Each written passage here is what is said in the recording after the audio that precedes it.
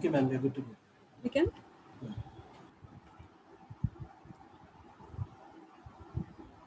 Good afternoon, everyone.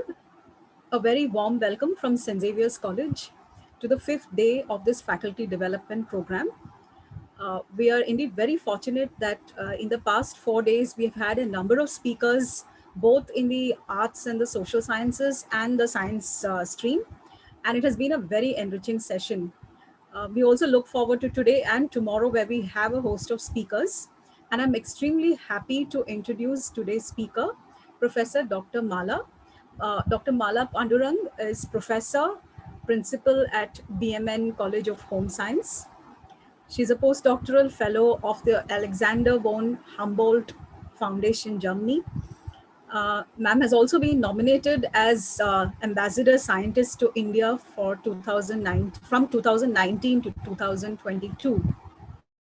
Ma'am has had a wide range of research experience, and her research grants include Fulbright visiting professor at the University of Texas at Austin. She's also a recipient of the Charles Wallace in UK grant, uh, a major research grant from the University Grants Commission, and 3 minor research grants. The INLAX Fellowship in Social Sciences from the Asiatic Society, Mumbai, associateship at the Indian Institute of Advanced Studies. And not just this, but under her tenure, Dr. BMN College of Home Science has been selected to receive a grant from BUSA under the scheme of enhancing quality and excellence in autonomous colleges. Dr. BMN College is the only college to be recognized as a UGC recognized STRIDE Research Capacity Building Center, again from 2020 to 2023. Her areas of research include post-colonial writing, diaspora theory, and gender studies. She's published 7 books and 43 research papers. In the year 2012, she received the SNDT Women's University Maharshi Karve Utkarsh Shikshak Puraskar, which is the Best Teacher Award from the Governor of Maharashtra. I don't think we could have asked for a better resource person than Mala ma'am herself. And I'm extremely privileged to also announce, I always say this with great pride, that I was ma'am's student and ma'am was my PhD supervisor. So I'm extremely proud to introduce Mala ma'am. And she's going to be talking about a very pertinent area that all of us look forward to, because publishing is something that everyone wants to engage in. It's almost as if we are in a publish or perish situation most of the time. So we are extremely glad to welcome Mala ma'am to this session. Thank you so much for accepting our invitation, and the floor is yours. Thank you so much, Rashmi, for that very generous introduction, and good afternoon to everyone. Thanks to the St. Xavier's team for inviting me to speak to, I'm sure, ongoing researchers, aspiring researchers, and I'm sure many of you will definitely be researchers with great potential. If you give me a minute, I will just share my screen. I hope that's visible to everyone. Yes, it is. Okay.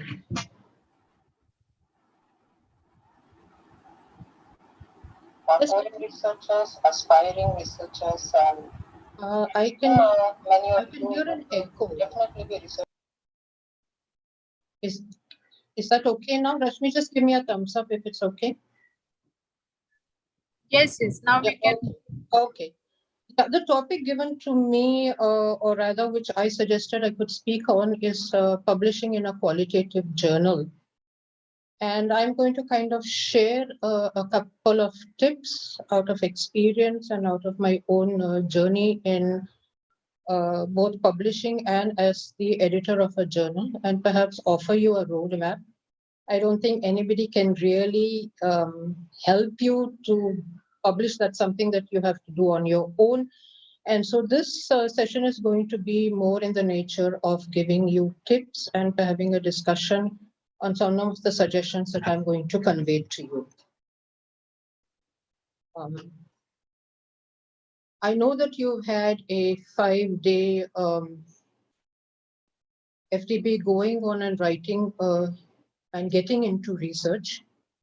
And therefore, I think that if anybody says that we want to think about writing a research paper, the next natural step is to ask yourself, where do I get it published?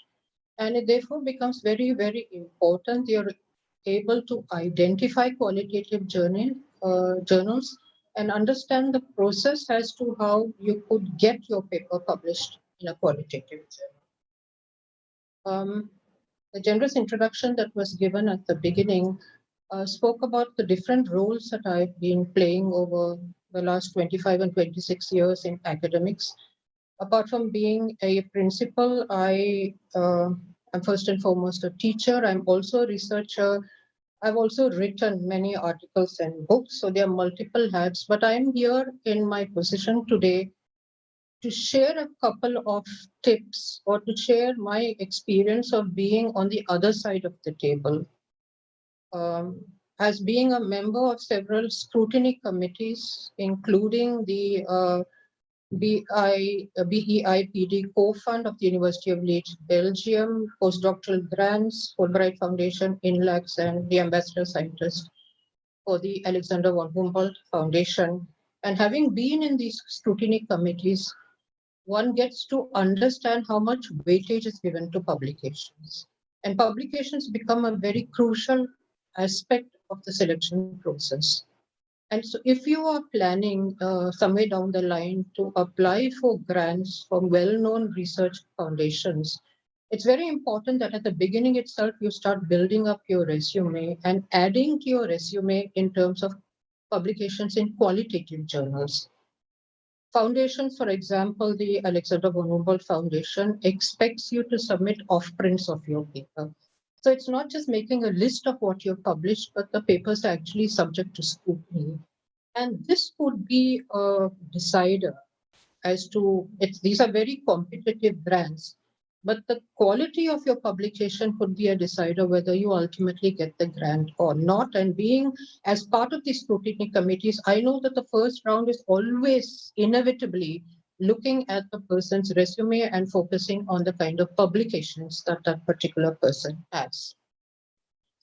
I also have editorial responsibilities. I've been the review editor and now on the editorial board of the Journal of South Asia Diaspora, which is published by Taylor and Francis from the UK. I've been a guest editor for two of their special issues, and therefore there is a certain rigor that is associated with qualitative journals. And if you understand this, then perhaps your preparedness of getting your papers accepted in these journals would go up.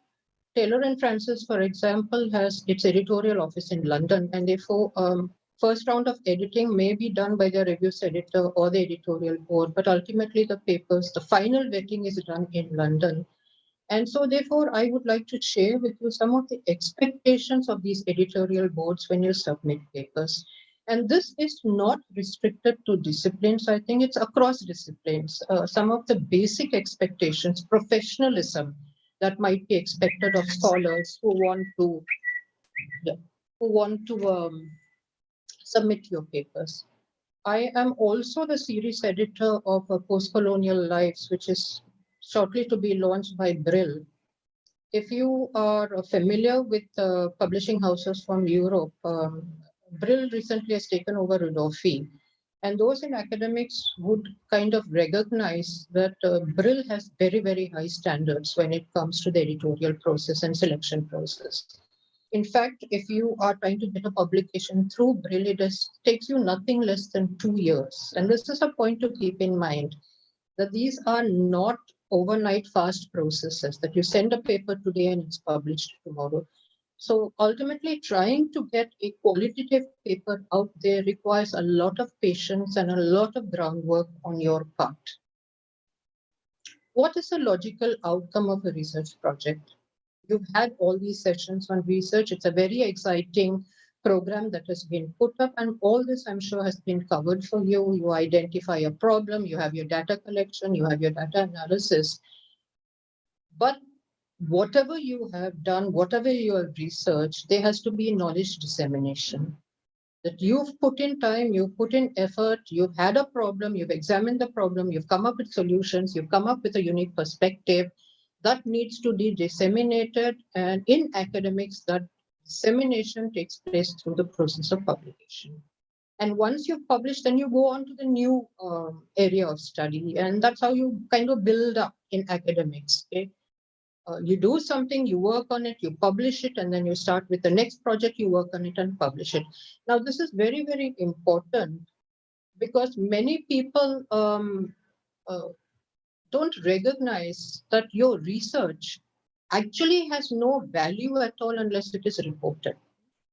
You may put in 6 years, 7 years, 8 years for your PhD, you put your life into your PhD, you come out with this wonderful thesis, but where is the thesis? Who is reading your thesis? How many people have access to it? Fortunately, now your thesis may be uploaded on Shodhganga, more people may be having access to it. I know a couple of years ago, it lay somewhere in the libraries of Mumbai University or SNDT. If a research scholar went there, you had to dust off the films of dust on the thesis. How many people actually accessed it? Okay? So your research remains your research unless it is published. Okay? It has to go out there. It has to go into the public domain. And that's where the whole idea of publication comes in. And the publication cycle, of course, you do your primary research and you have your compilation of your material. Ultimately, there is a submission, a peer review. It's published. And then you start the process again.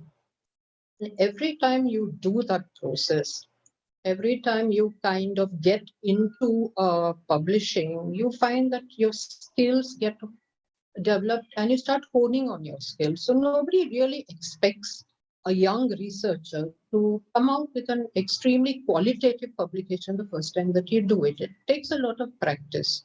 And I am reiterating this over and over again. It takes a lot of patience. Okay? And it takes a lot of primary research. You need to have that step of doing some sort of research, some sort of investigation before you can come out with a paper that would interest others. Why am I pointing this out?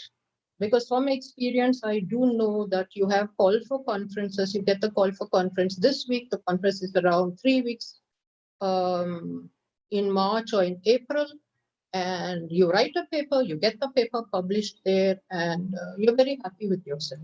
Okay?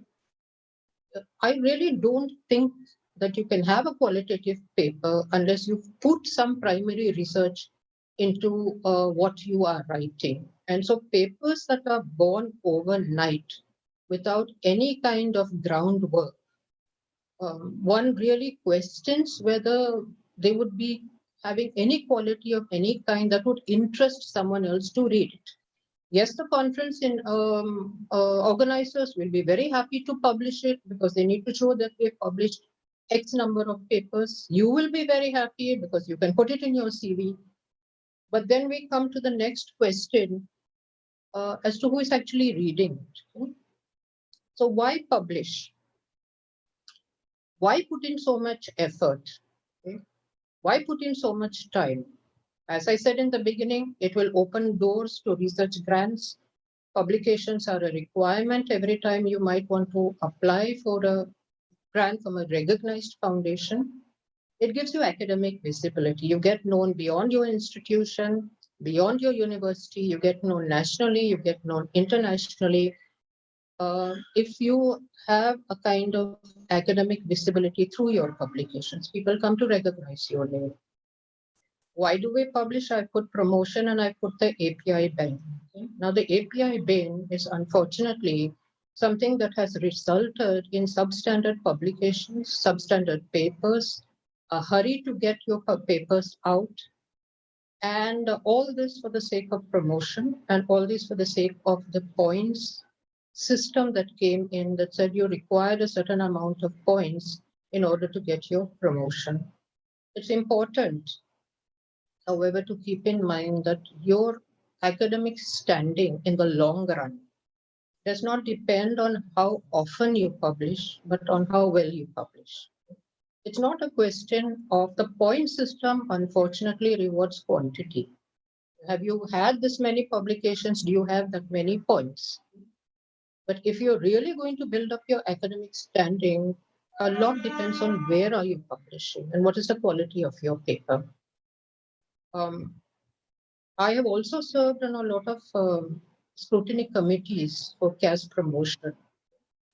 And I do know that when you go on a scrutiny committee for CAS promotion, nobody is looking at your publications. Nobody is bothered to look at the merit of your publications.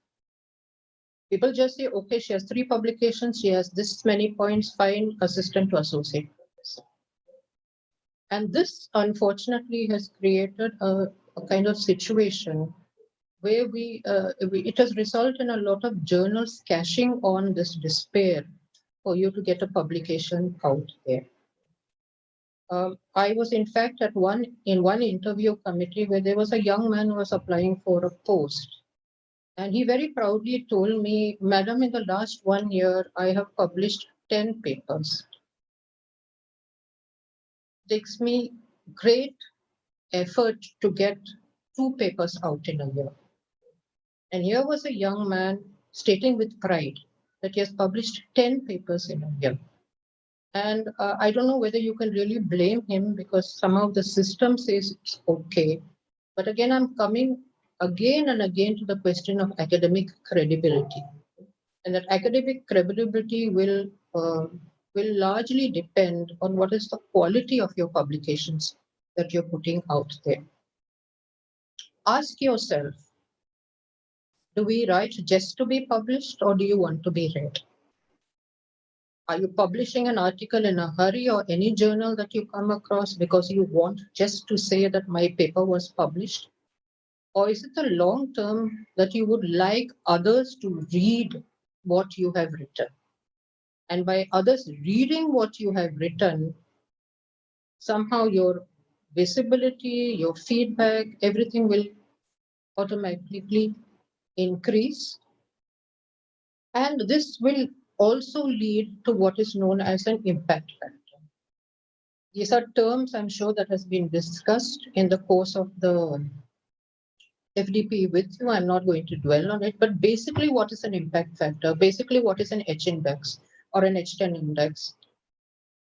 It's a measure of frequency of the time, how many times has an article in a journal been cited, and the number of papers the researcher has published and a number of times these have been cited. In other words, how many times have you been read?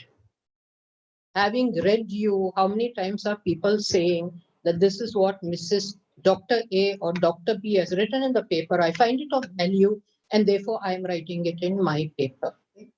Now, if you are going to be cited, if you're going to build up your H index, you need to be publishing in journals and in books and in publications that others are likely to read. If you're going to publish by a fly-by-night author and he publishes your paper, is that in circulation? Are others picking it up? Are others reading it? Are others likely to cite it? No. And then your citation factor is not going to go up at all. This is something that I think that when you're thinking long term in terms of impact factor and citation factor, if you want to be read, then you need to be looking at journals that are read. You need to be looking at journals that are being cited, right? And have a long-term goal that you would like eventually to see your publication in a journal that's being read and that's being circulated widely so that your H index or your impact factor can also go up. Where do we publish? Initially, when the API came in, we were all told, okay, publish in a journal with an ISSN. And every college came out with journals, and every college said our journal has an ISSN, but an ISSN is only a numerical code. An ISSN for a journal, or ISBN for a book. It does not identify publications by quality. Anybody who registers their journal or book will get an ISSN. And an institution can pick up 10 or 20 ISSN for their publication.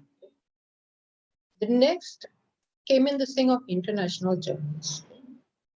Almost every other journal is international. You have International Journal of Literature, International Journal If you look at the list of journals that are coming out in India today, every second journal is an international. Is it really international?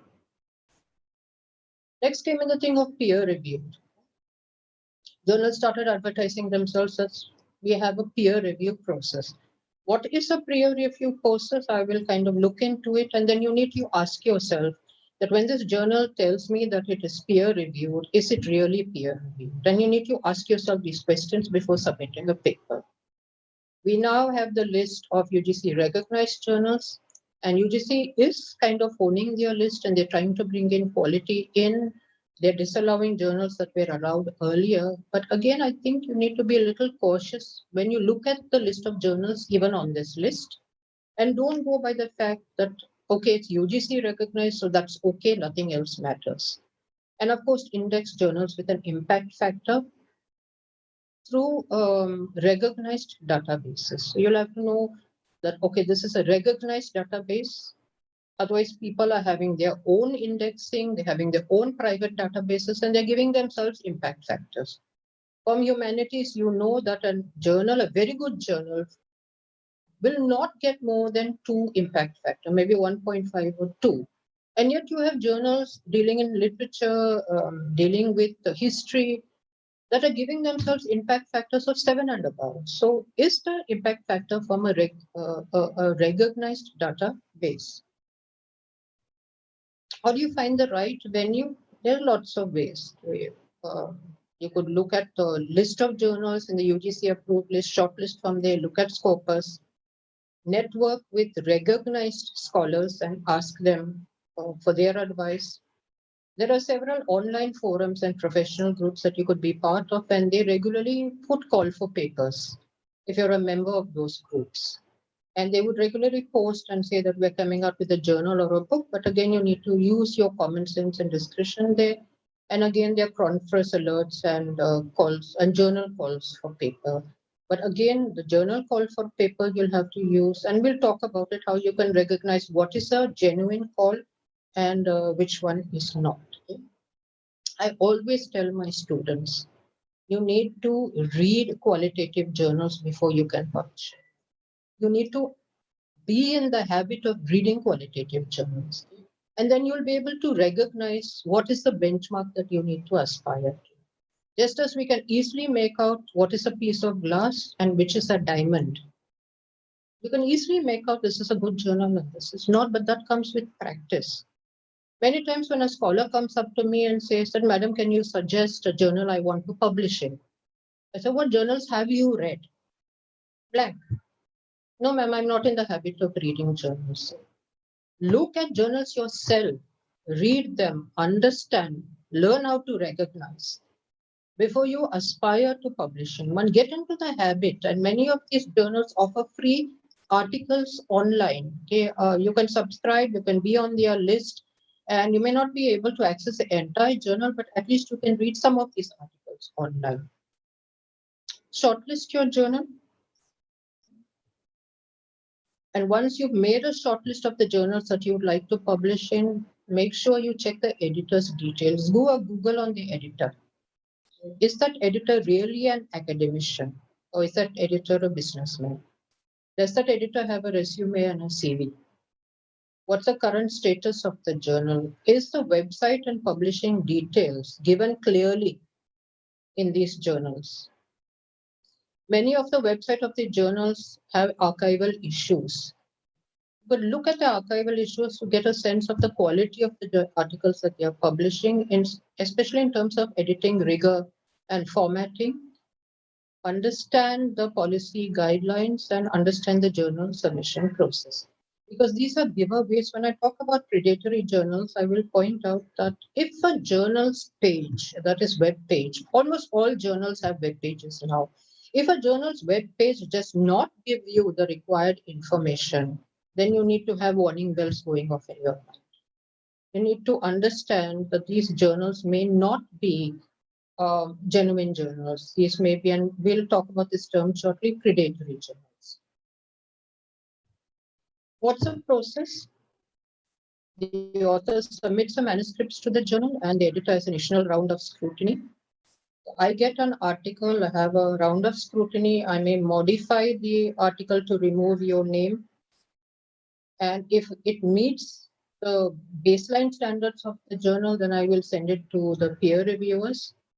The reviewers will return it with comments. And then they might say we accept, or we accept with revisions, or we reject it. And thereafter, I send these reviews and comments back to the author.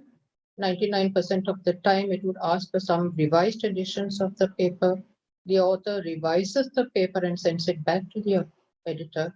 And this can take nothing less than 4 to 6 months.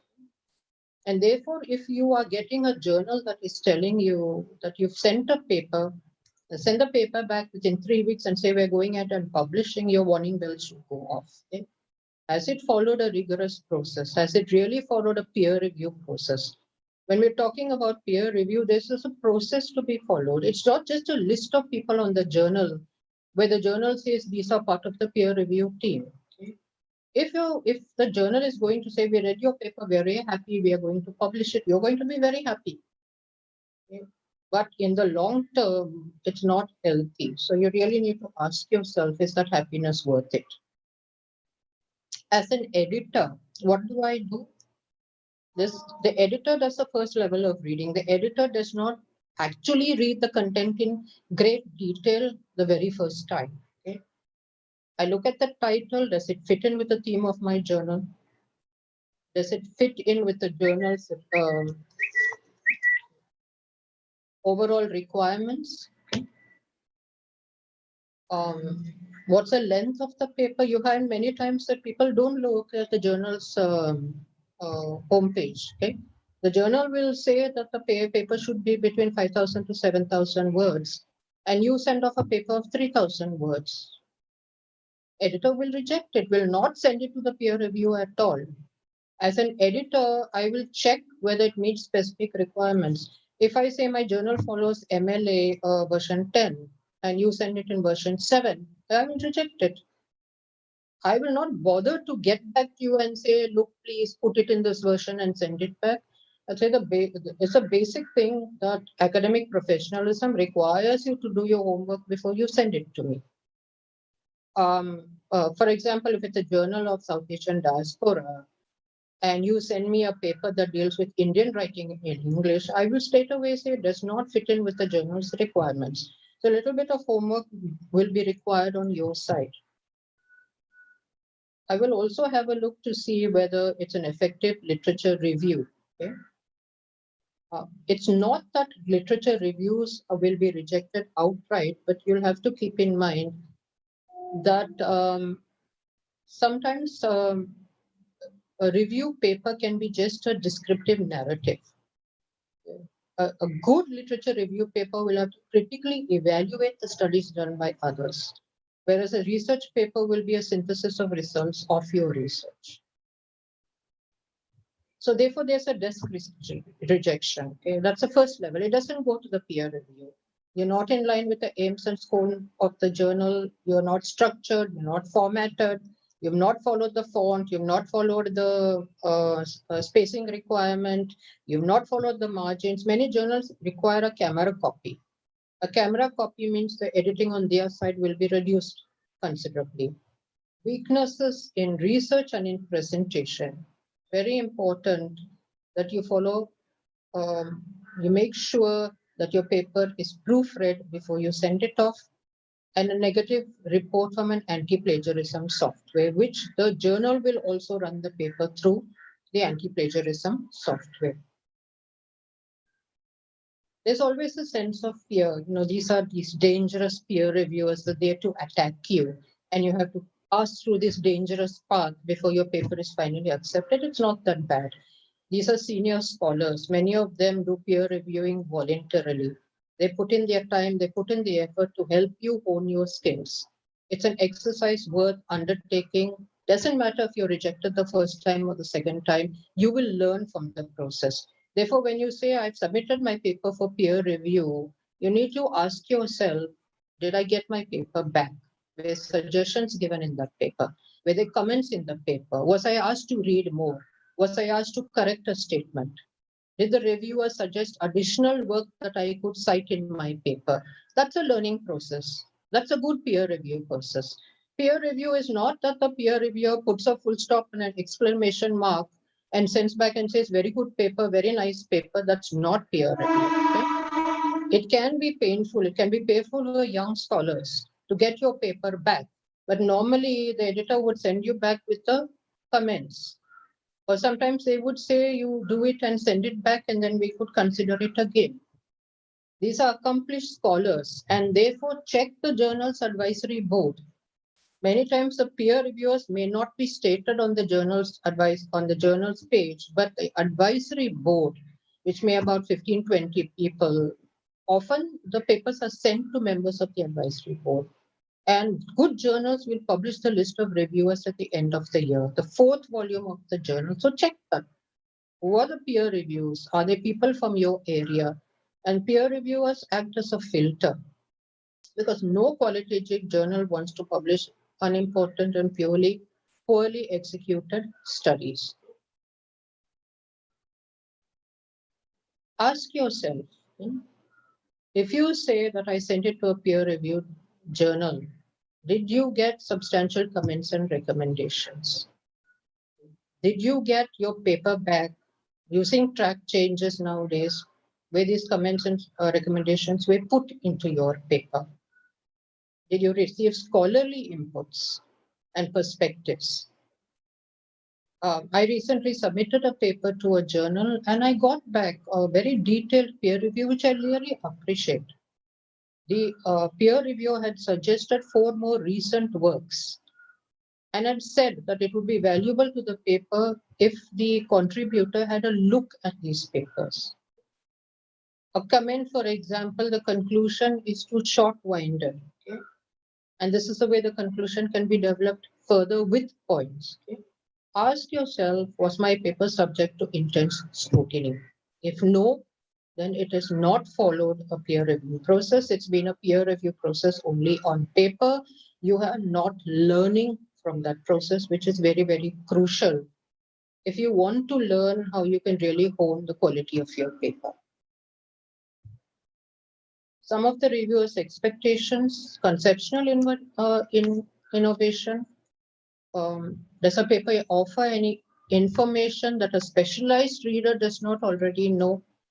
Since I am with the Journal of South Asian Diaspora, I would just like to share that many of the papers that come to the journal start off by describing what is a diaspora. What are the different kinds of diaspora? What makes a diaspora? This is a specialized journal. You don't have to have all that basic information. Only those who are already in this area will pick the journal up. So that's something that the reviewer would look at. Is there a contemporaneity of focus?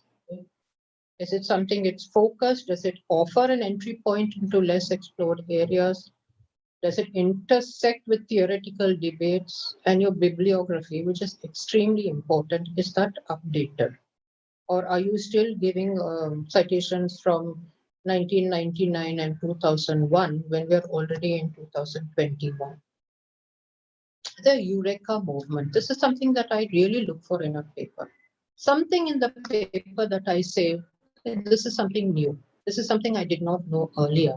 Okay? And that's I think a moment where people will recognize that this paper is valuable. And this particular information that I did not know earlier is something that I will want to cite when I write a paper. There is some insight that has been given that next time I write a paper, I want to cite your paper and say in your paper, you mentioned something that I had not noticed earlier. And does it lead to a paradigm shift or a complete change? And if you are able to bring some of these aspects into the paper that you've written and not make it descriptive, not make it narrative, not make it just a summary or pressy writing of 10 articles that you've read. You may read 10 articles, but is there an analysis of that? Is there something new in that you're offering? Is there something different? And as I said, is there a eureka moment for the person who is reading your paper? One of the things that I do is I go straight to the reference list. or to the works cited or to the bibliography. And I check, are the references from papers published in good qualitative journals? Are they books by reputed publishers? Has the author just drawn on textbooks and book reviews? Is that the only source of information that you have? Are you citing search engines? You get many research papers where people are using Wikipedia in your reference, which is not an authenticated source of information. It's a formatting according to the journal style. Your writing style should have absolutely no misspellings. Ensure that you're grammatically correct. Try to bring in a sophisticated style of academic writing, which comes with practice. By writing over and over again, you move from being a very generalized, generic start of writing to more kind of academic writing. Wisely thoughtful planning and a cohesion of ideas. Is there signposting? Is there subheading? Is there numbering? Of course, if the style of the journal allows it. You might get your paper accepted, accept with revision, revise and resubmit, which will be you have to revise a considerable part of your paper. It can be totally rejected. The journal will give you an option that we cannot accept the paper that it is, but resubmit. It's hardly 5 to 10% of papers that are accepted the first time that they are submitted. And therefore, don't get discouraged. Don't get demotivated that I sent a paper and it was rejected. I sent a paper to another person, it was rejected. Ask yourself, why is the paper being rejected? What is the reason behind that? What can I do to improve my paper? What are the comments that have been given? And again, if you're not getting any feedback, then the journal is not following a genuine peer review process. Important to keep certain codes of conduct in mind. Don't submit your manuscript to 2 or more journals at the same time. It can lead to a lot of embarrassment, especially if both accept your paper and then you write to one and say you're not publishing the other. The second journal might just blacklist you because they put your paper through this entire process. It can lead to copyright problems. Maintain deadlines. Especially international journals, extremely particular about deadlines. Once you commit yourself, ensure that you do your revisions within the deadlines that are given to you. I was a reviews editor for a very long time, for almost 15 years with the Journal of South Asian Diaspora. Unfortunately, I stopped sending books out to Indian scholars. They were extremely competent, they were extremely well read, but they would never give the books back according to the deadline. Sorry, the review according to the deadline. And the London office plans the issues almost a year and a half in advance. So they require the issues to come in well in time. And then you would write and you would remind and I would remind and then I would have people write back and say, oh, we're very sorry, we'll give it to you next week. And next week they would say, oh, we're very sorry, we have something came up, please give us an extension. A person with a journal, where the journal has to meet a deadline, will not wait for you to submit. You have to have that kind of discipline that you're submitting according to time. Important code of conduct, self-plagiarism or what is known as text recycling should be avoided. Okay? Text recycling is you have one paper and you keep recycling it over and over again. And one would use the term of self-plagiarism for that. Plagiarism is nothing but cheating. It's academic dishonesty. You may not realize it now, but it will catch up with you, especially in the electronic age, where anything can be drawn up from anywhere now. Earlier, perhaps one could get away with it because one published and then your publication sat somewhere in post storage, but not today. And this can catch up with you 10 or 15 years down the line. So please be very careful when it comes to academic honesty. The ethics of publishing, I think these are things that are little, perhaps the gray areas, but it's important to keep in mind there is something called gift authorship. A researcher has nothing to do with the research. It's listed as a co-author. Unfortunately, it happens many times with guides, with PhD guides. The student has written the entire paper, the student has processed the paper, the student has done all the work, but the guide attaches her name as a co-author, many times as a first author. This is unethical. Redundant publication, where you're regurgitating your material, you're publishing the same material in different places over and over again, just changing the title. Plagiarism may pick it up, and then you would be blacklisted for self-plagiarism. Often the question comes that I did something in a conference, I submitted an abstract. You can publish that in an academic journal. The abstract in a conference is an abstract in a conference. You can develop that and you can definitely send it to an academic journal. I'm not going to go into all the rules and regulations on copyright violation. You can read this up, but it's very important that you keep all these things in mind. And I'm sure that this must have been covered for you in other sessions. There is something called professional editing, where you can employ the help of someone to help you as a professional editor. There are publishing houses like Sage that will do it for you. There is, of course, a charge for it, but it will definitely help you if you're not very strong with your language. And professional editors will copy, edit your manuscript. They will look at how the information and ideas are presented. There's a difference between them writing the paper for you and you writing the paper and giving it to them and asking them to copy it. This is ethical, as long as the content remains yours, but the proofreading and the copy editing is done by them. So the charges may be high, but it might be something that you want to consider. According to Elsevier, around 30 to 50% of the articles are rejected even before they reach the peer review stage. And one of the top reasons is poor language and poor presentation. So install things like Grammarly, install things like Microsoft softwares for spelling and for correction of your grammar. Give it to a person who's competent in the language, ask them to go through it once. If you would like, then engage someone who can professionally edit your paper for you.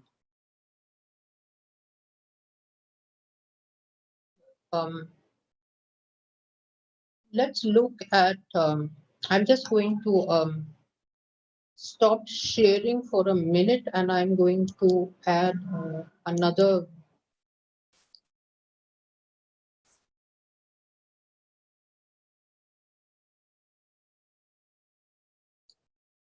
You can just give it me a minute because I want to add another PPT to this.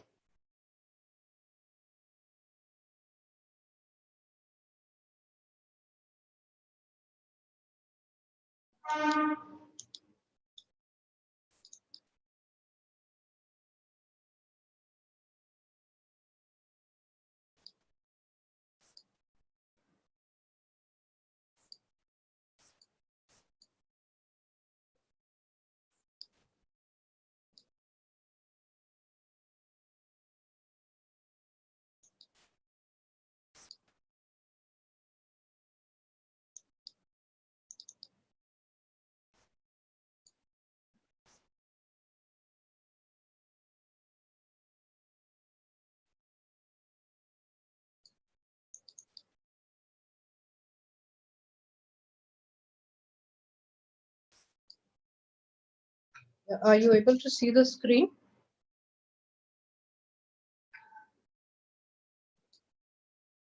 Can you see my screen? Yes, ma'am, we can. Okay. Now, when you talk about predatory journals, what are these warning bells that need to go off when you're talking about predatory journals? How can you recognize predatory? Of course, this is journals that kind of feed on you, feed on naive academicians, feed on people who are overeager and very anxious to get published somewhere. One is that names that can be easily confused with reputed journals. For example, the Journal of Critical Thinking, and you would have a Journal of Critical Thinking Journal, and the Critical Thinking Journal duplicates the original name of the reputed journal. You have journals that would offer you a very wide scope of subjects, publish anything and everything under the sun, whether it is politics, economics, science, mathematics. How on earth can a journal be a specialized journal? How on earth can you have competent advisory committee when they publish anything and everything under the sun? As I said, they display unofficial impact factors that they're giving themselves. And they're saying that this is our impact factor, but the database is not a recognized database. And therefore, there are false claims of being indexed in major services like PubMed or the directory of open access journals. You have something like Internet Scouts. Now, who is an Internet Scout? An Internet Scout kind of, this is like your search engine operations or your marketing people. They kind of draw up from Google databases who is into academics and who is teaching. They get your email ID, and then they put these things into your, they spam your inbox with emails inviting submissions. Okay, that we invite you to submit to our journal. Please send in your paper. No reputed journal is going to send you an email saying, please send a paper to our journal. They're not that desperate. Okay. In fact, you will have to approach them and try to get your paper published. So be a little wary of getting emails that say that we are inviting you to contribute. Okay. But they advertise very fast time some submissions to publication. We can publish your paper in a month or in 2 weeks or in 3 weeks or in uh, you send the paper now, it will be out by April. As I explained to you, it means that they're not following the due process at all. Look at the email that you get. Look at the call for papers that you get, and you will see there's non-existent editing in that call itself. And if there's non-existent editing in that call itself, then you can very well imagine what kind of editing they're going to do for your papers. They have no editorial build. They are non-specialists. The person who's sending you the email, do a Google and find out what is that person's academic stance. You could look. There's an entire directory called COPE, which helps you to identify which journals are predatory journals. There is something called the hijack of journals, where they would copy the name, they would copy the website of a original journal, and then use exactly the same website, use exactly the same features. But this also happened where they would bypass the fees to a different bank account, where they would charge you for the publication, but then they end up bypassing the fee, the processing fee. And they're all out looking for naive and uninformed academicians. Recruitment strategies include cold calling invitations. Cold calling would be the way that marketing people call you up, and you would get email after email, and there are emails with offers to submit paper, asking you to log in, generic invitations. And as I said, that you can do your Googles, you can get the publication that are predatory journals of the COPE, the COPE. If you do a Google for that, even UGC has a list of journals that have journals that are cloned journals, which you might want to look at. At the same time, there's always a question of the open access journals. A lot of debate of, and these open access journals do charge you. So is a journal that charges you, does it necessarily make it a predatory journal? You'll have to understand the distinction here. Okay? If a journal charges you, maybe 5 or even 10 or 5 years down the line, we would say that don't publish in a journal that charges you. But today, the cost of even publishing has gone up so much, and the cost of manpower has gone up, that you have good journals that are also charging. Therefore, you need to ask yourself, am I getting the services for which I am paying? Okay? Just as you would ask in any other circumstances. If I'm paying 2,000 rupees, if I'm paying 3,000 rupees, if I'm paying $1,000, what am I getting back in return? And peer reviewed, they are open access journals, which makes the content easily available, freely available. Anybody can access the content, but they would charge the author for peer review, manuscript preparation, server space, the very way that broadcasting channels and radio channels do. How is this advantageous to you? It helps with your citation and impact factor. If you published, for example, in the Journal of South Asian Diaspora or of the journal, good journals, okay, these journals are expensive. So most likely only those who can access those journals will be citing you.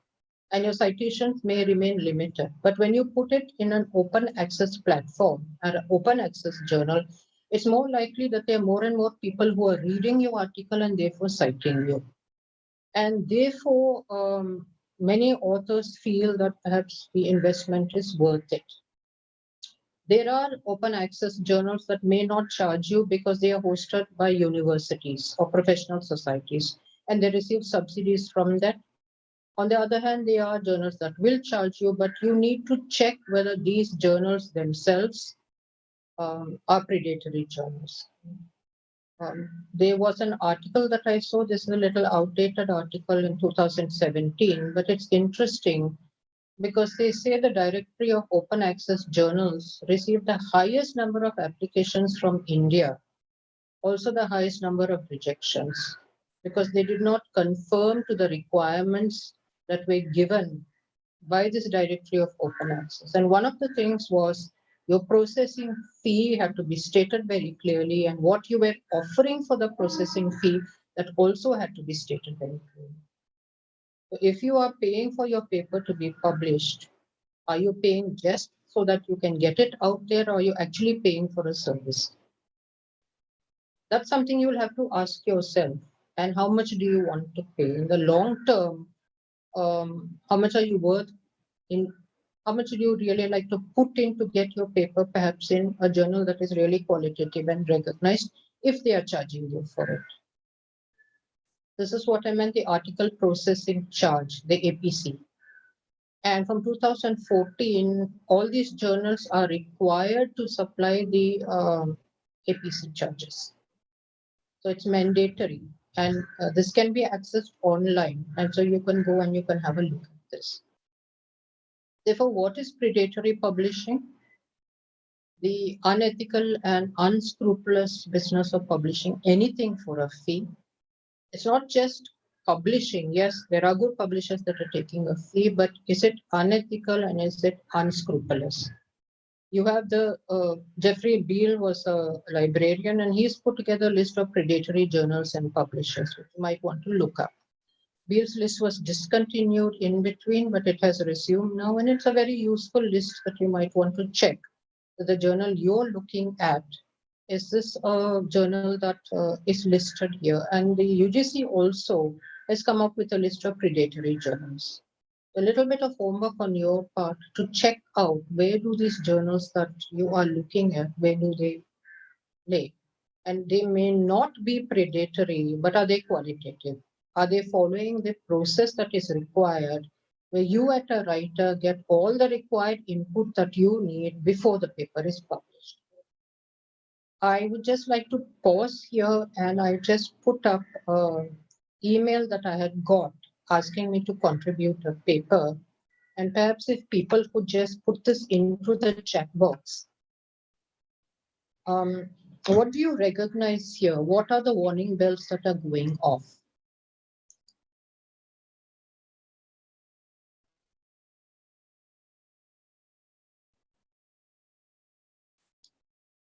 Uh, and do you want us to post something in the chat box?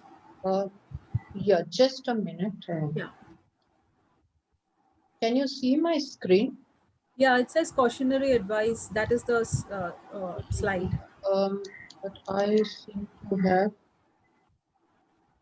paused my screen sharing.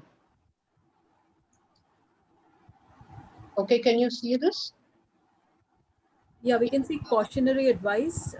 We identify. Yeah, people can either unmute themselves or they can put it in the chat box. If you got this into your email, what warning bells would go off in your mind? What tells you that this journal, there's something wrong with it? You could put that into the chat box. Yeah, just checking.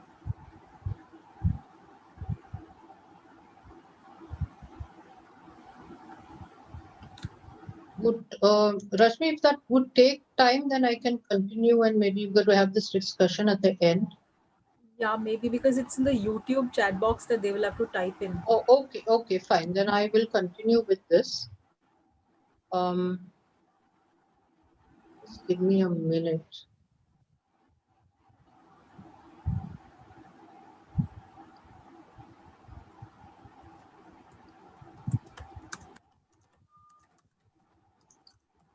Can you see the screen now?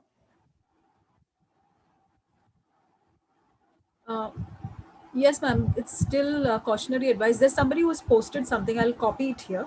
Yeah, okay. Well, I cannot actually, when I try to see the chat box, I lose the screen. So maybe you could just read it out. Yes, I'll read it out. Vinaya Vaishampyam Okay, and last date every month 25th. Accepted exactly. so fast. Yeah. Fast publication. Very vague email address. Okay. And Emilia says quick publication. Rupa Rao says you can become an editorial board member, something like that. Exactly. I'm so glad that Rupa could pick that out. Okay. It's not only says, look, you publish with us, we'll make you an editorial board member, even before we've decided whether we want your paper or not. Okay. And these are like these little temptations that one gets very excited about. And EPH welcomes to all endeavor. Okay. Grammatical mistake. It tells you that this journal is not very particular about any kind of editing that it does. And last date of every month, which means that this is almost cold calling. Call, get 10 articles published every month. So if you get something like this, I think that it goes into trash immediately. Okay. I'll just show you the next one.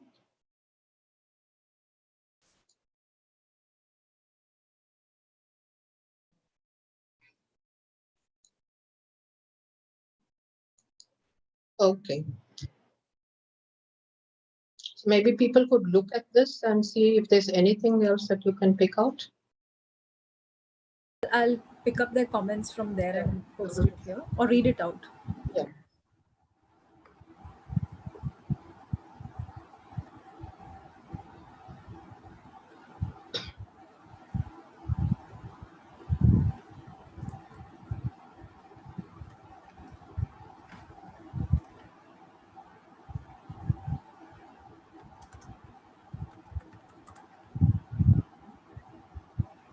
I think there's a lag in the Zoom and then the YouTube.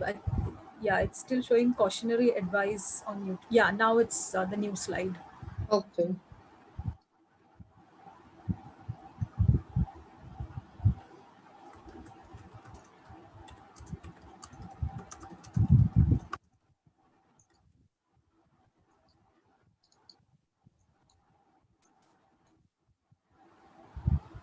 What can you see now, Rashmi? Yeah, a double review bi-monthly published journal. That section. Okay. Yeah. Okay. So one of the first comments is well received by academic fraternity. That's Okay. Rupa Rao again. Uh-huh. We will publish it. Huda has written it's not an official ID but Gmail. Exactly. I'm so glad that this has been picked out. Yeah. Emilia says publish immediately without review. Okay. Is that written Notice what there? they No. say at the top. They say double review. Okay. Yeah. And then we'll publish it without review. We will publish it for sure. Okay. So meaning you don't have any doubts at all. Send us the check, send us the draft. We are going to publish it. 5th May, send documents. They will publish by 10th. By 10th May. Super fast. Yeah. Okay. Should it be PDF instead of Word? That's Yes. another Yeah. question. Mhm. No, but you notice there are no formatting instructions at all. Yeah. It just says send us by Word file. Yes. Is there anything else? If you wish to publish, Sharmila says, if you wish to publish, that's all that she's written. Yes, and what about the copyright declaration form? Signed by all authors. Yeah, The normally editor has given mobile number. yes, editor's given mobile number, so if you can always call and kind of follow it up at your end. The copyright form, normally a good journal will once you give a copyright form, then what happens to your paper? Right at the beginning itself, you give them a copyright form. You can't withdraw the paper because you've signed copyright over to them. So I think that it's very important that we have these warning bells that go up. I have put in maybe we can just take 5 minutes for this exercise. There are cloned journals. There's Padium and there's Padium Journal of Research. And 1 minute, I'm just going to stop sharing for a minute and I'm going to share another page.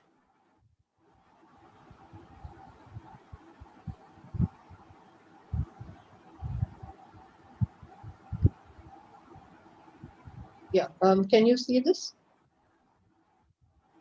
Yes.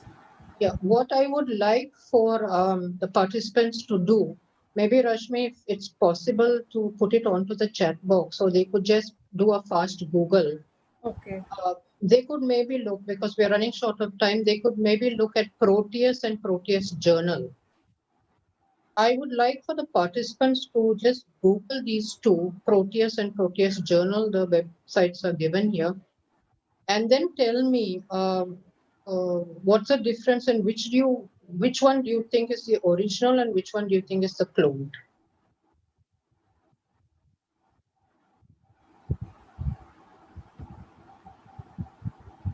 Rashmi, have you got what I would like? Ma'am, it's there is always a lag, so it'll Oh, teach okay. them in a few seconds. Yeah, okay.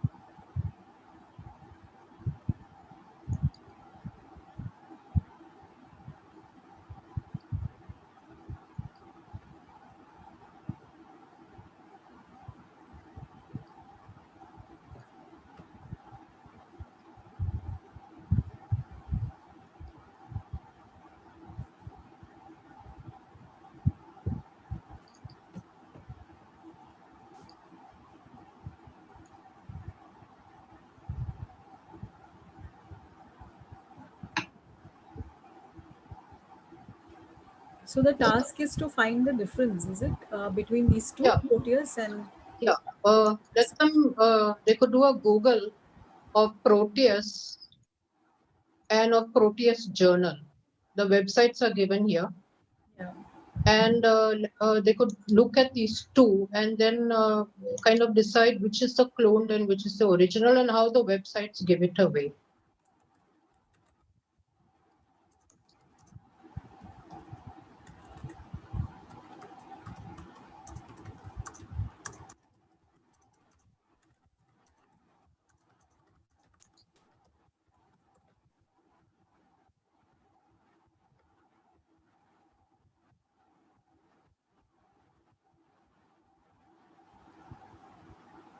And we'll maybe give a few minutes. Yes.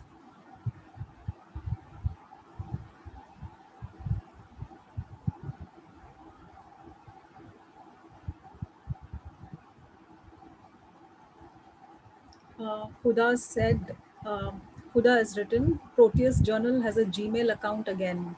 Mhm.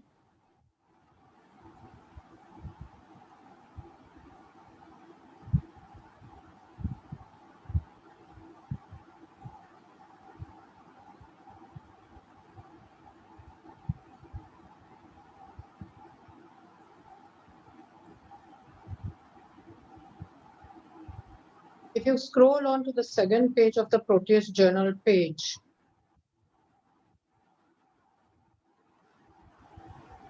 Let's see whether I can get that open here.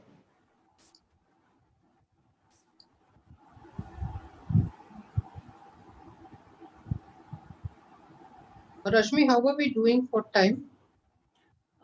We could start taking questions if you like. Yeah, I will just round up then, and then we could take questions after that.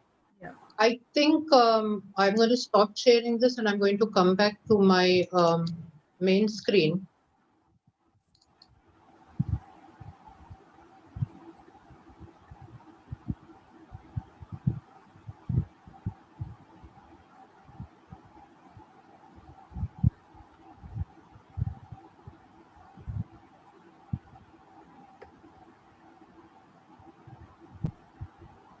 Can you see the main screen now?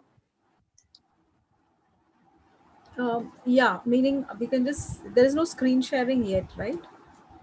Yeah, now you're sharing screen. You can see it. 1 minute.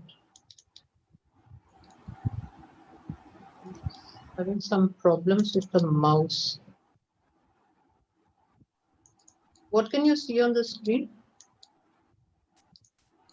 It's actually blank. It's just saying principal has started screen sharing. Double click to enter full screen mode. It's not showing the screen yet.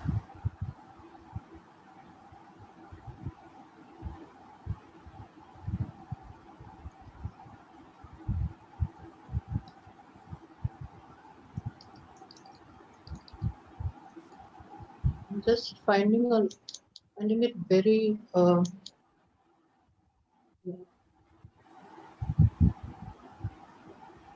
kind of having problems in.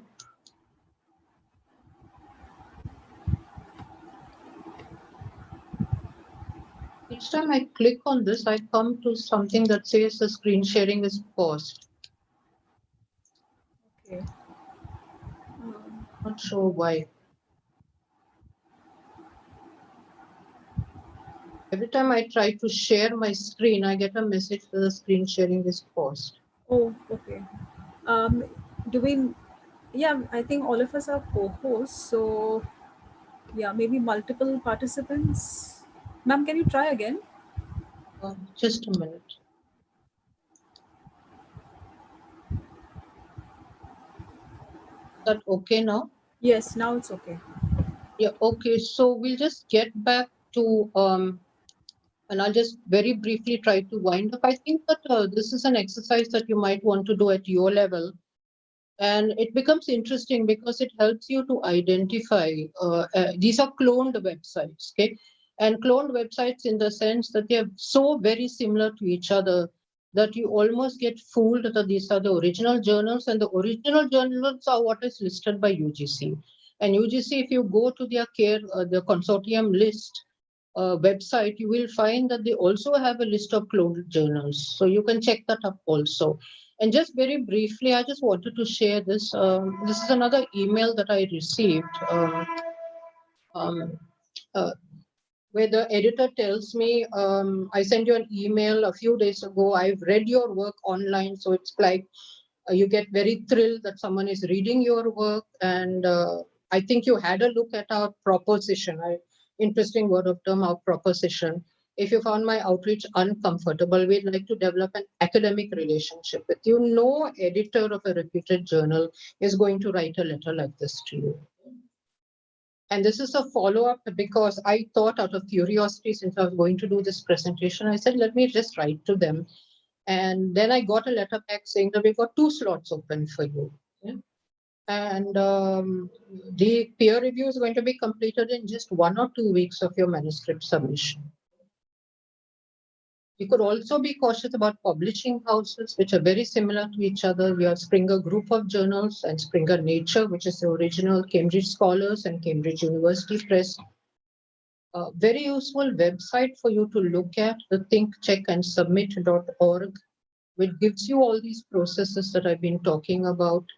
You can just have a look at that. They kind of identify most of the things that I've been telling you, give you guidelines before you actually submit your papers, and caution you because once you've submitted, then it's gone. It's out there in the public domain. You cannot do anything about it. and you'll be identified with this paper, however much later on you might want to withdraw it from that publication. I'd like to conclude by saying that please do not compromise your quality or credibility or integrity at any cost. As academicians, if we are going to be role models, I think that we should be role models on the basis of our ethics, of our honesty, of our integrity, and to build up that trust that what you write and what you say and what you publish is credible, it is original, it has come from you, and that you're not willing to do anything in terms of just paying your way through it. And please do not compromise. This is especially for younger scholars. Don't compromise your credibility. Don't look for the easy way out. Do not compromise your integrity. Unfortunately, India's standing in the international world today, unfortunately, has been, I would say, charred. Indian scholars are looked at with suspicion, although we have some of the best scholars in the world. Indian academic qualifications are looked at with a little suspicion. You really have to prove yourself through your publications because of the way that we have literally been hijacked by commercial houses, and easy way out of getting these publications onto our curriculum meetings. So please do not do this at any cost, and ultimately excellence is a gradual result of always striving to do. It's 4:15, Rashmi, and I will end my presentation here. Thank you. Thank you so much, ma'am, for that very detailed presentation. You truly opened up many areas that I think all of us must have been confused about. I picked up one question from the chat box by Nankruti Dolakia. Um, what kind of reading of a journal would you recommend for freshers in order to develop research abilities? That's the question. Yeah. I'm not sure, Ankita, what is your discipline, but what you could do is you can initially start looking at journals that are listed maybe in the Scopus or the databases for academic, that is publications of humanities. You could look at, get suggestions from academicians, reputed scholars. You could look at publications by them and just start reading and start recognizing how they put their thoughts across, how they are articulating themselves, how they are able to convey ideas. This is very, very important. You need to know how to convey an idea. Once you've learned the knack of conveying ideas, you're on your way. And by reading qualitative papers, it would depend on your discipline. First of all, if you're picking up a journal, look at the journal and do this kind of check that I've given you. Look at whether the journal is shoddy, whether the journal has accepted almost everything. Are the articles juvenile? Are the articles basic? If yes, then go on to the next journal that you can pick up. A lot would depend on your discipline. And so I cannot really suggest where you need to start, but I think you need to know how to identify that, okay, what I'm reading is qualitative, and that comes with practice. Okay, thank you, ma'am. There's one more question asked by Shanti Suresh. Could you throw some light on getting our PhD work published as a reference book? I think that's what she means. Yeah, Shanti, publishers are not interested in publishing PhD works per se because they're looking for readership. And most PhD works are written in a particular style, which are not very reader friendly. So they would require you to rework your work, rewrite it, and to put it in a kind of style where they're likely to get more readership. And therefore, it would do well for you to kind of work on one chapter and send this chapter out to publishers and say that this is what my thesis is about and this is my chapter. Don't send the chapter from your PhD thesis. That will be very academic. And most probably you might have 5 people who want to read it, but publishers don't want 5 people, they want more than that. There are some good academic publishing houses that you might want to contact.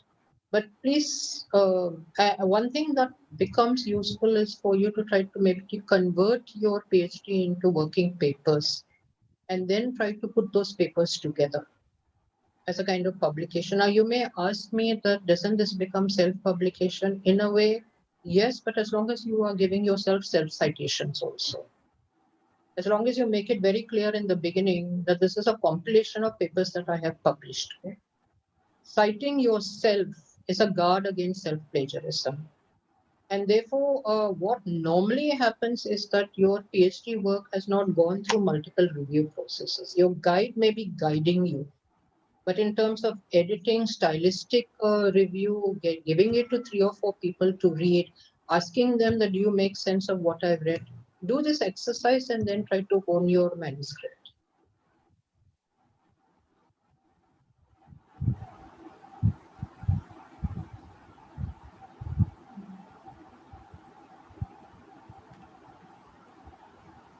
Yeah, thank you, ma'am. I think those are the two questions that were there. I would like to ask maybe one on behalf of everyone.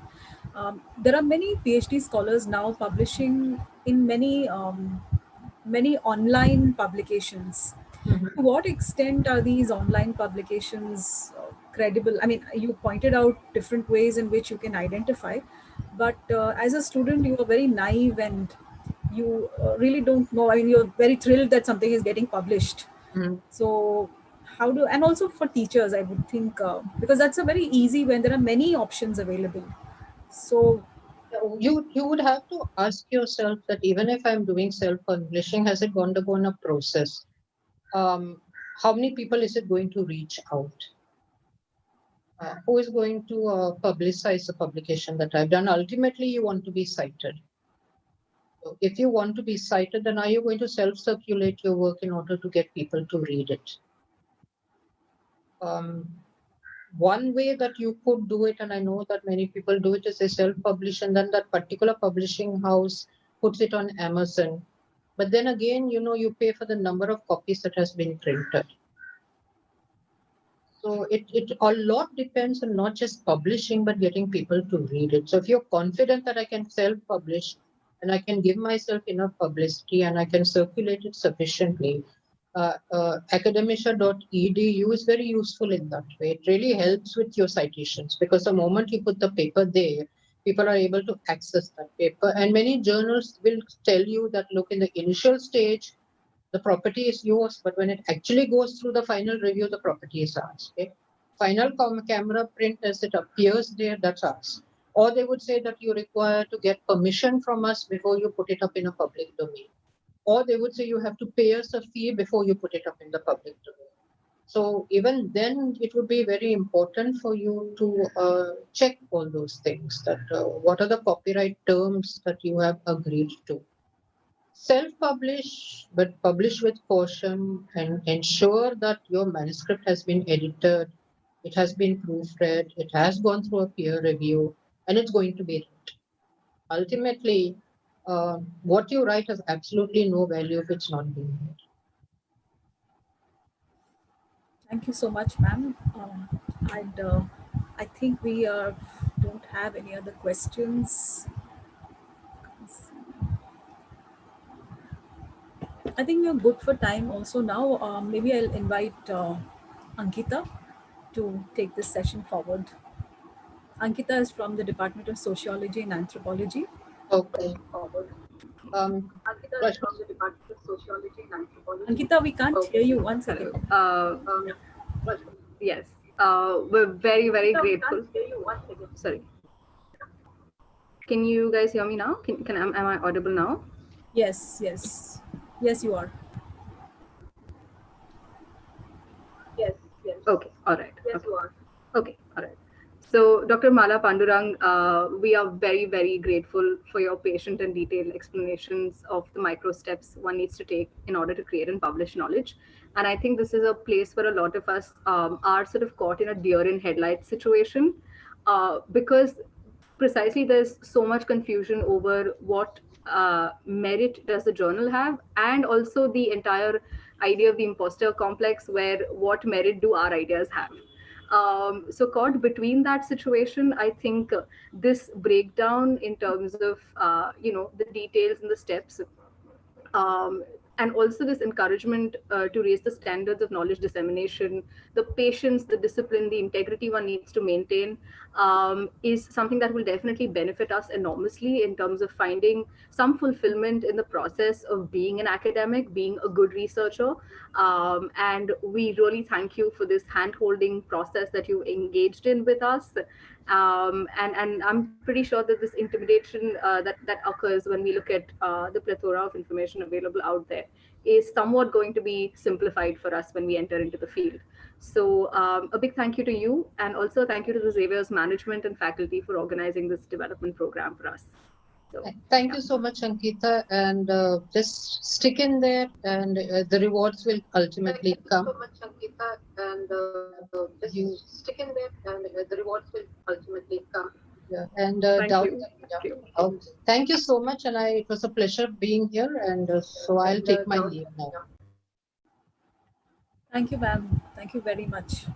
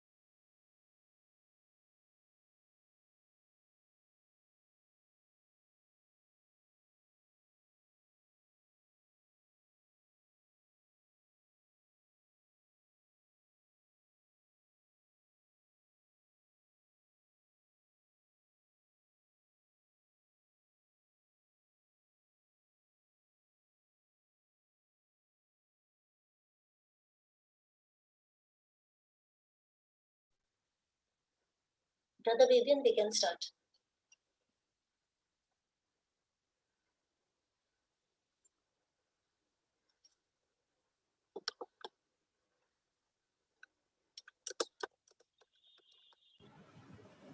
Okay, ma'am.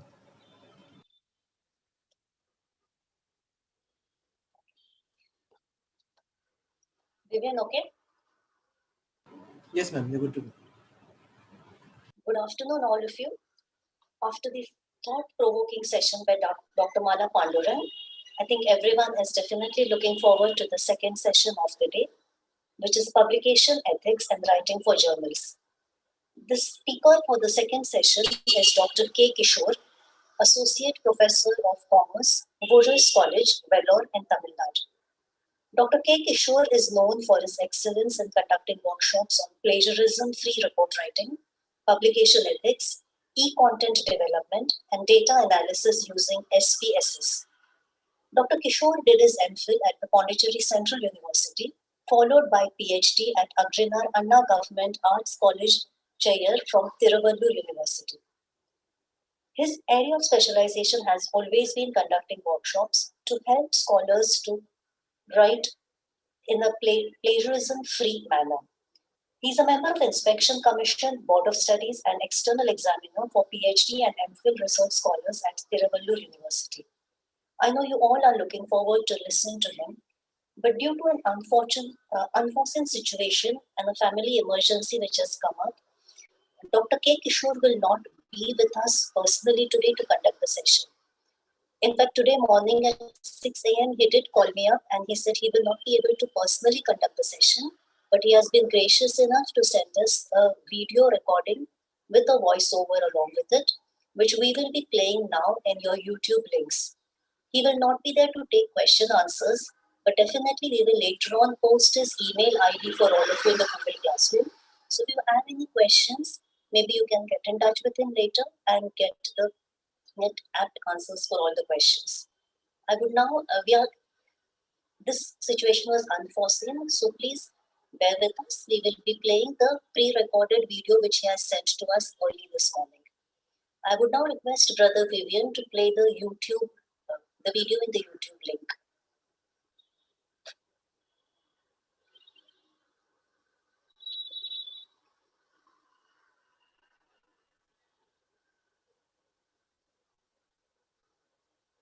Vivian? Yes, ma'am. Just a second.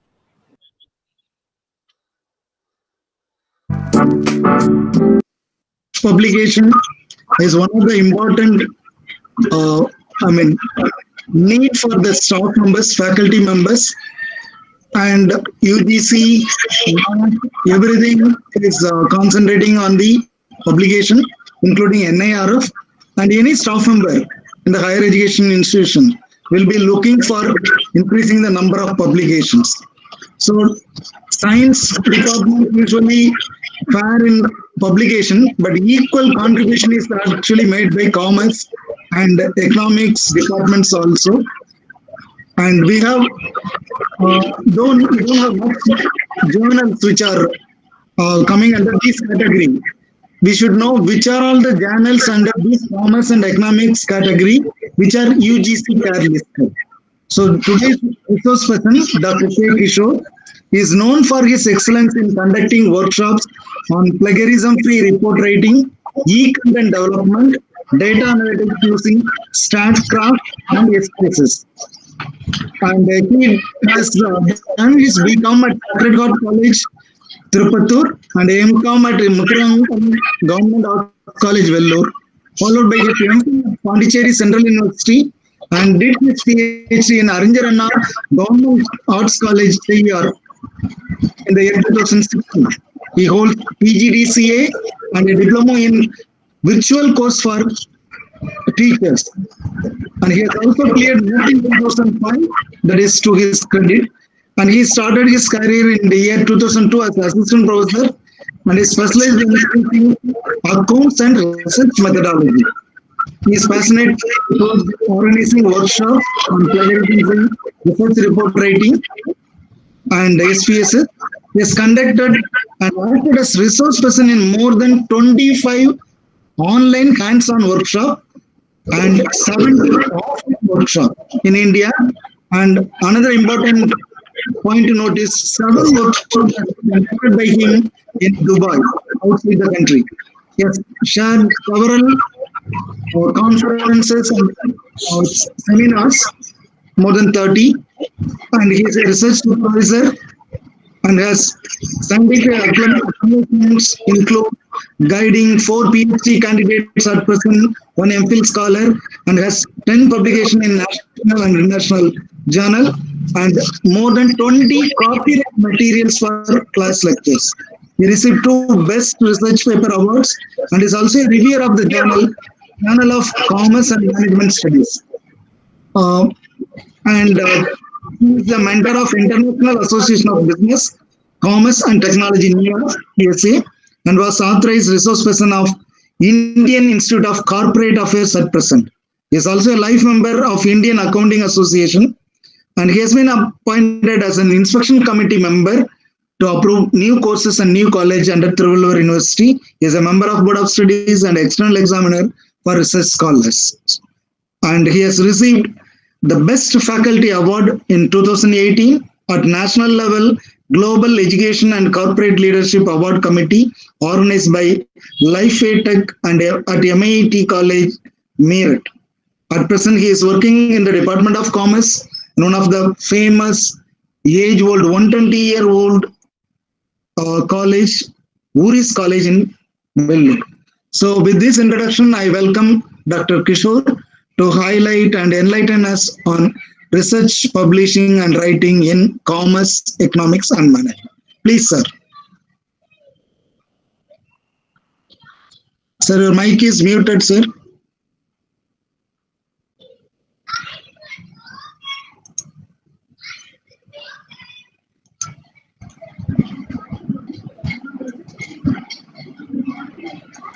Okay, so thank you very much, sir. Thank you very much for your wonderful introduction. I feel really proud to represent as a resource person for your college, St. Joseph's College of Arts and Science. I do remember when I visited St. Joseph's College when I was doing my MPhil at Pondicherry University. I visited St. Joseph's, I hardly remember, it's in the year 2001. For a seminar, I just came and I was attending that. So it was a wonderful experience for me, and I like to really congratulate Dr. M. Arumai Selvam, the principal St. Joseph's College of Arts and Science, and the secretary of the college, Reverend Father G. Peter Rajendiram, the secretary, okay, for conducting and exploring new opportunities and showing the possibilities for the young faculties and also the serving faculties.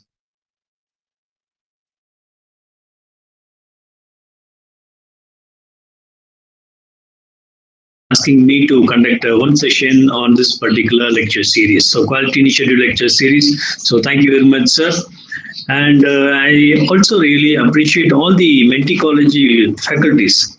Okay, those who are getting gain from this particular webinar series. Okay, so thank you very much. So this session, my session will be on, as Dr. Daniel was telling, it is on how to publish. So I have divided my session into 3 parts. Okay, 3 parts. One is I'll just show you how the UGC CARE list works. Okay, the database, how you need to first identify the journal which you need to choose. That is first part. Second part will be how you need to write. Okay, how you need to write. Okay, so another this will be in first session. First part will be about 20 to 25 minutes. The second part will be some 15 minutes, and another 10 minutes I'll show you a demo with the software. So whatever said technically, the website will also do that. And finally, I'll end up with showing the Urkund software, how it detects the plagiarism. So all this put together, that's the important thing to publish a paper. So that's the main thing. So idea behind my session, I told you. So these 4 parts will be included in this. Okay, fine. And so let us begin this session.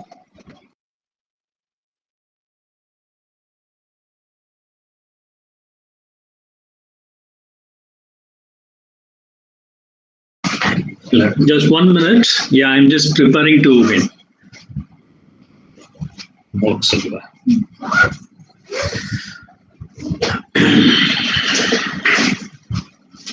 Okay, so I'm opening my screen here. Okay, the color box. Dennis, sir, allow me to share my screen. Yeah, you can do, sir. Yes. Okay.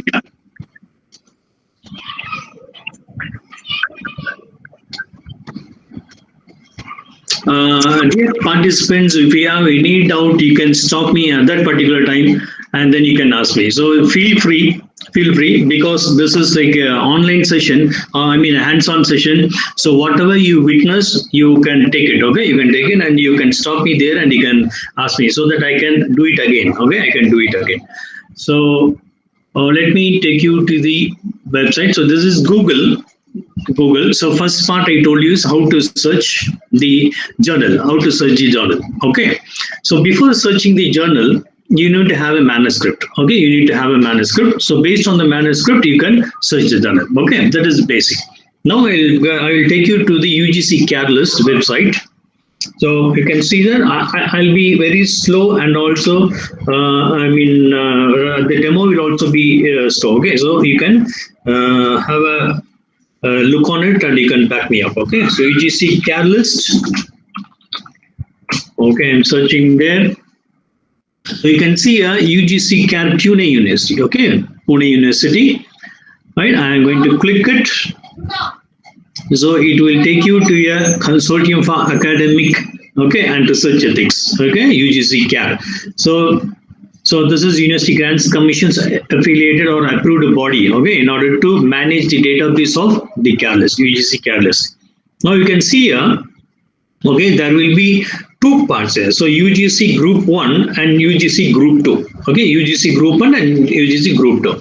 So let me explain this Group 1 and Group 2 first, and then I will take you into the website, okay? So I'm going to click this Group 1. So let me show you what is this, okay? List of cloned journals, Now it's a business. Okay, it's a business that everybody, okay, or mostly, not everybody, mostly there are many businessmen who want to cheat the customers. Okay, you want to cheat the faculties. Okay, so what he is doing actually is he is cloning.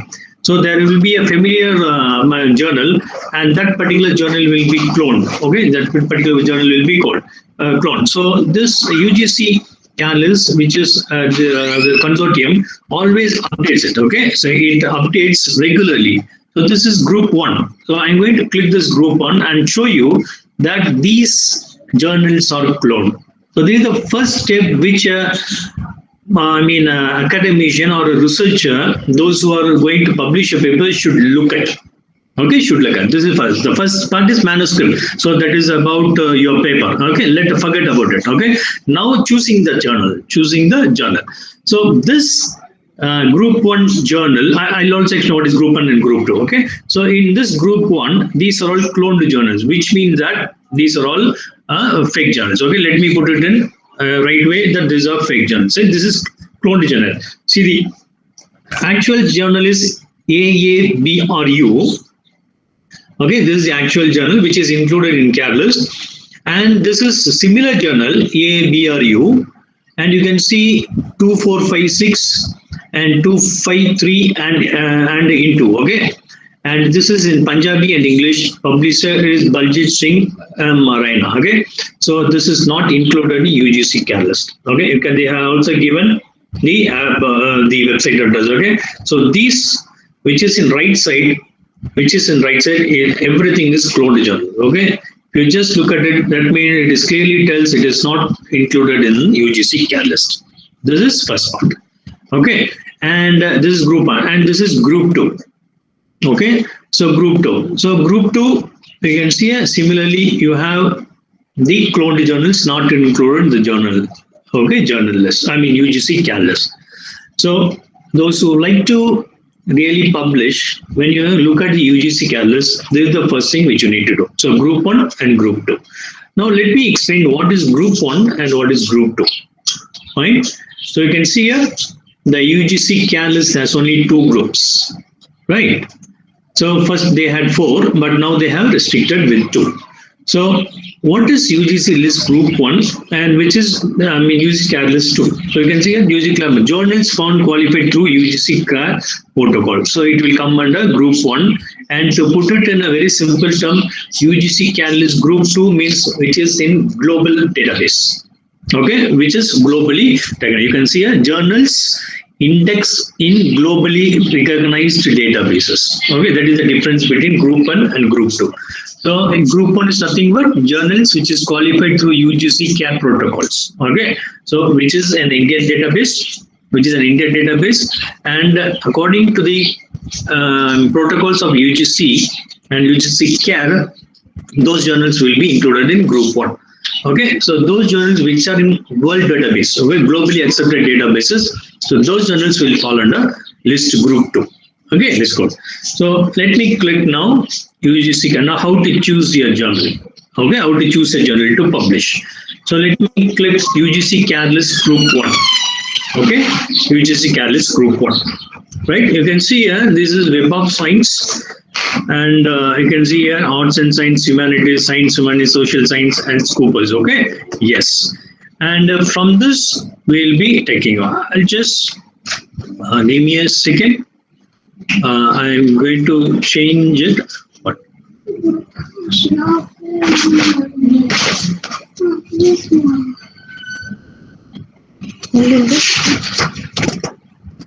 That's all.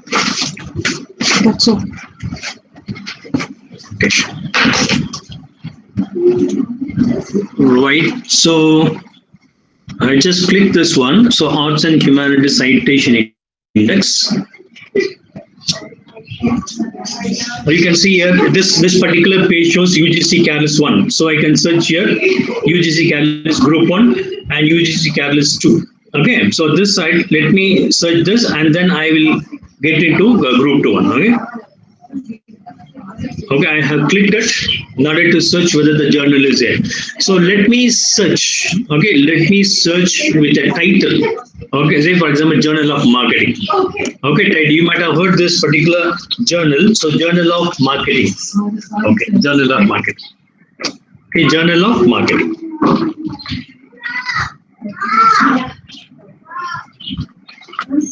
Okay, Journal of Marketing. I'm searching it.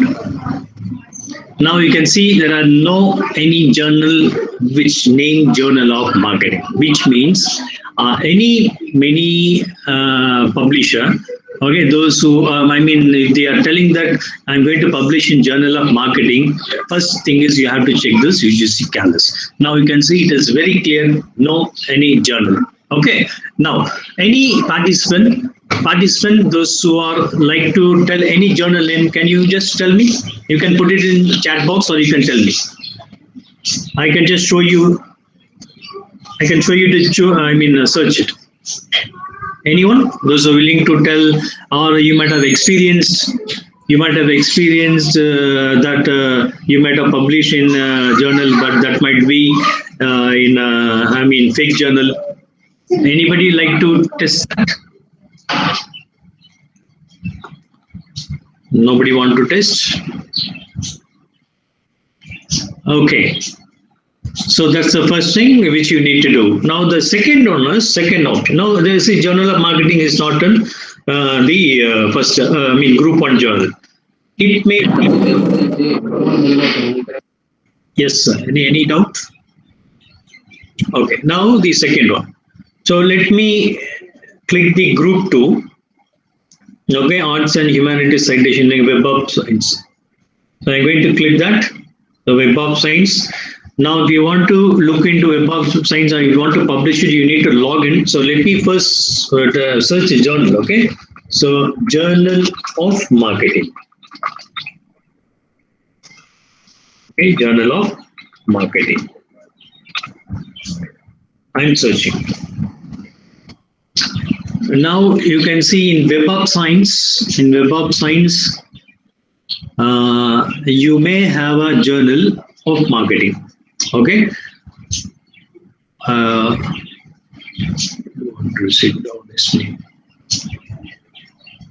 Okay, it's bear with the network. Yes, now you can see Journal of Marketing. It's here. So there is a Journal of Marketing in Group 2. Okay, in Group 2. So dear participant, noted in Group 1 you don't have.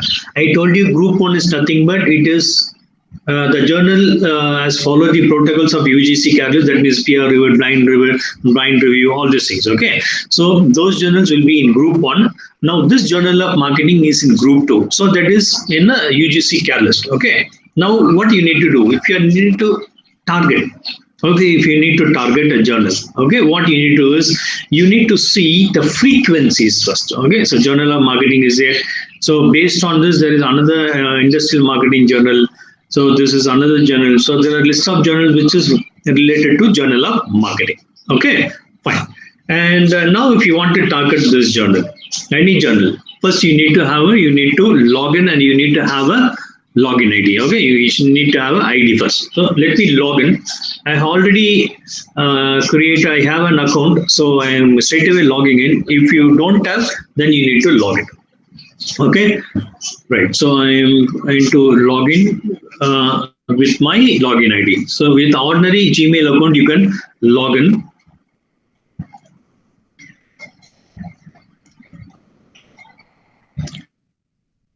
Now I have.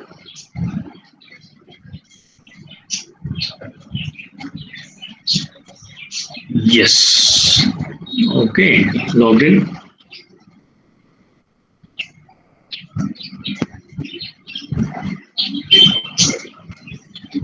Now submitting the paper. Okay, so I have there are two ways to search. Okay, there are two ways to search. So let me search with a manuscript. So that makes sense. That makes sense. Okay, when a manuscript is ready, roughly, when a manuscript is ready, roughly, then you can straight away search it. Okay, so after logging into that Web of Science database, so you can see a match manuscript. Okay, you can see a match manuscript. So let me click it. I have clicked that. So I have a ready-made paper now, one of my scholars paper. So I'm going to search which journal is suitable to publish that particular paper. Okay. So I am opening. So this is the, yeah. So this is the paper. So let us try this paper. Okay, wait. So I need to enter two things. One is title of the paper. So let me copy this. Title of the paper. So I'm going to put it here. And the abstract. So abstract, if it is nearer to 100 words, then it is better. Okay, if it is nearer to 100 words, then it is better, because you have a wide range of, so I have used title of the paper and the abstract. So the portal is asking me to do that in order to match which journal it suits. Okay, so find journal. So now you can see that particular title and that particular abstract matches. So these many journals. Okay, you can see it is going to come one by one. You can see here, so there are 19 journals which are found, which is suitable for this title and the abstract, right? So first step is you need to search whether it is in group 1 or group 2, whether the journal is listed or not. Okay, first it is cloned or not. Okay, second thing is whether it is listed or not. Okay, and third one is match the manuscript. Okay, with the help of title and the abstract.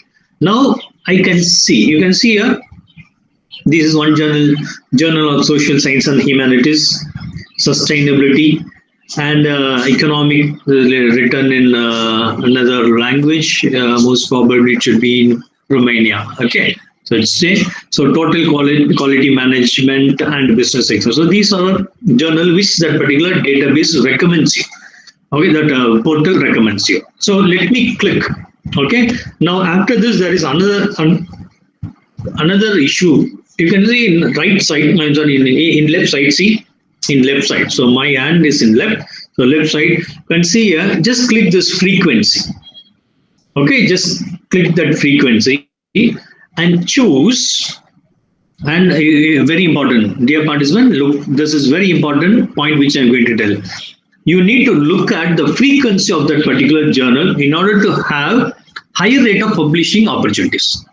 Okay, higher rate of publishing chances. Okay, so if it is annual, it is going to publish only once in a year, then you have a very hard time in order to get published from that paper. So it is better to have a journal which is most probably it is done. Okay, so as much as publication it has.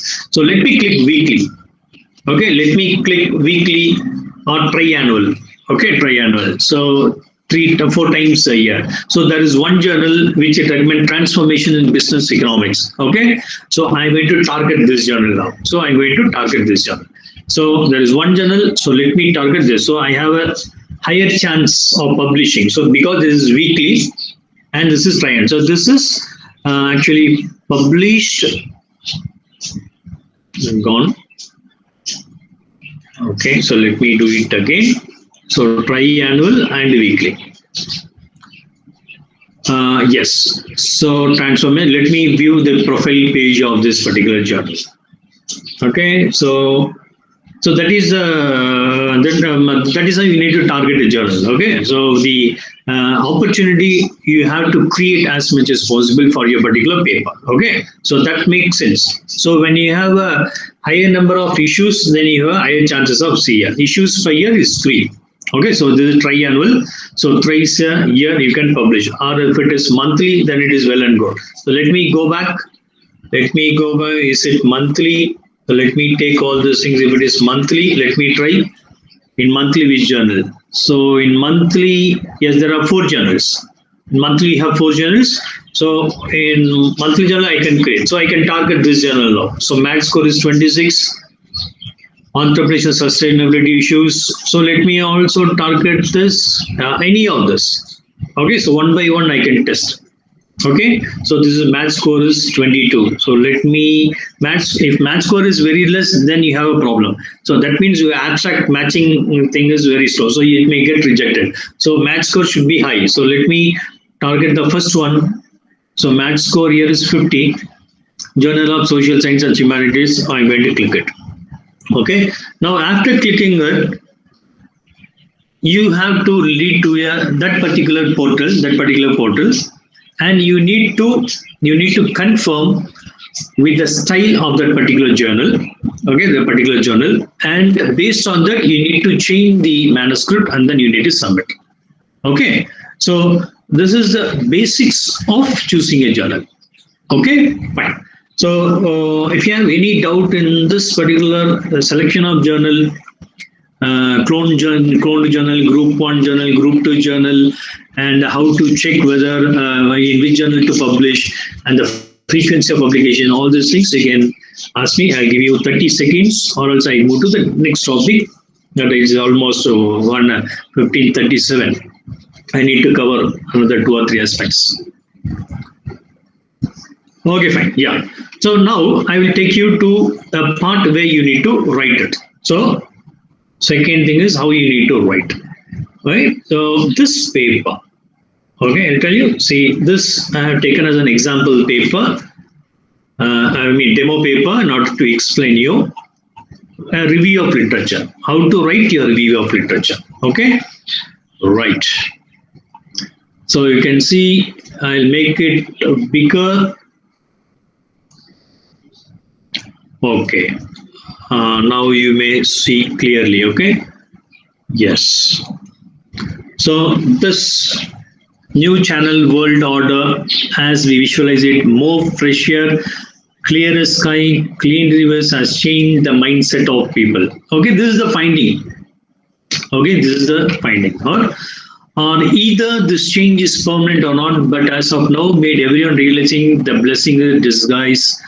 As global economics are facing pressure for survival, as they are facing huge losses, so the future actions were taken by, and they will decide that order. Okay, undoubtedly, this epidemic has come up with a lifelong lesson and has impacted every sphere of nature. So now this is the finding.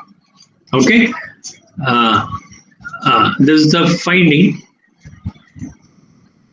So this epidemic. Okay, from here it is finding. Okay, so how to write it? Okay, how to, I copy this, this epidemic. Okay, fine. So let me also copy this.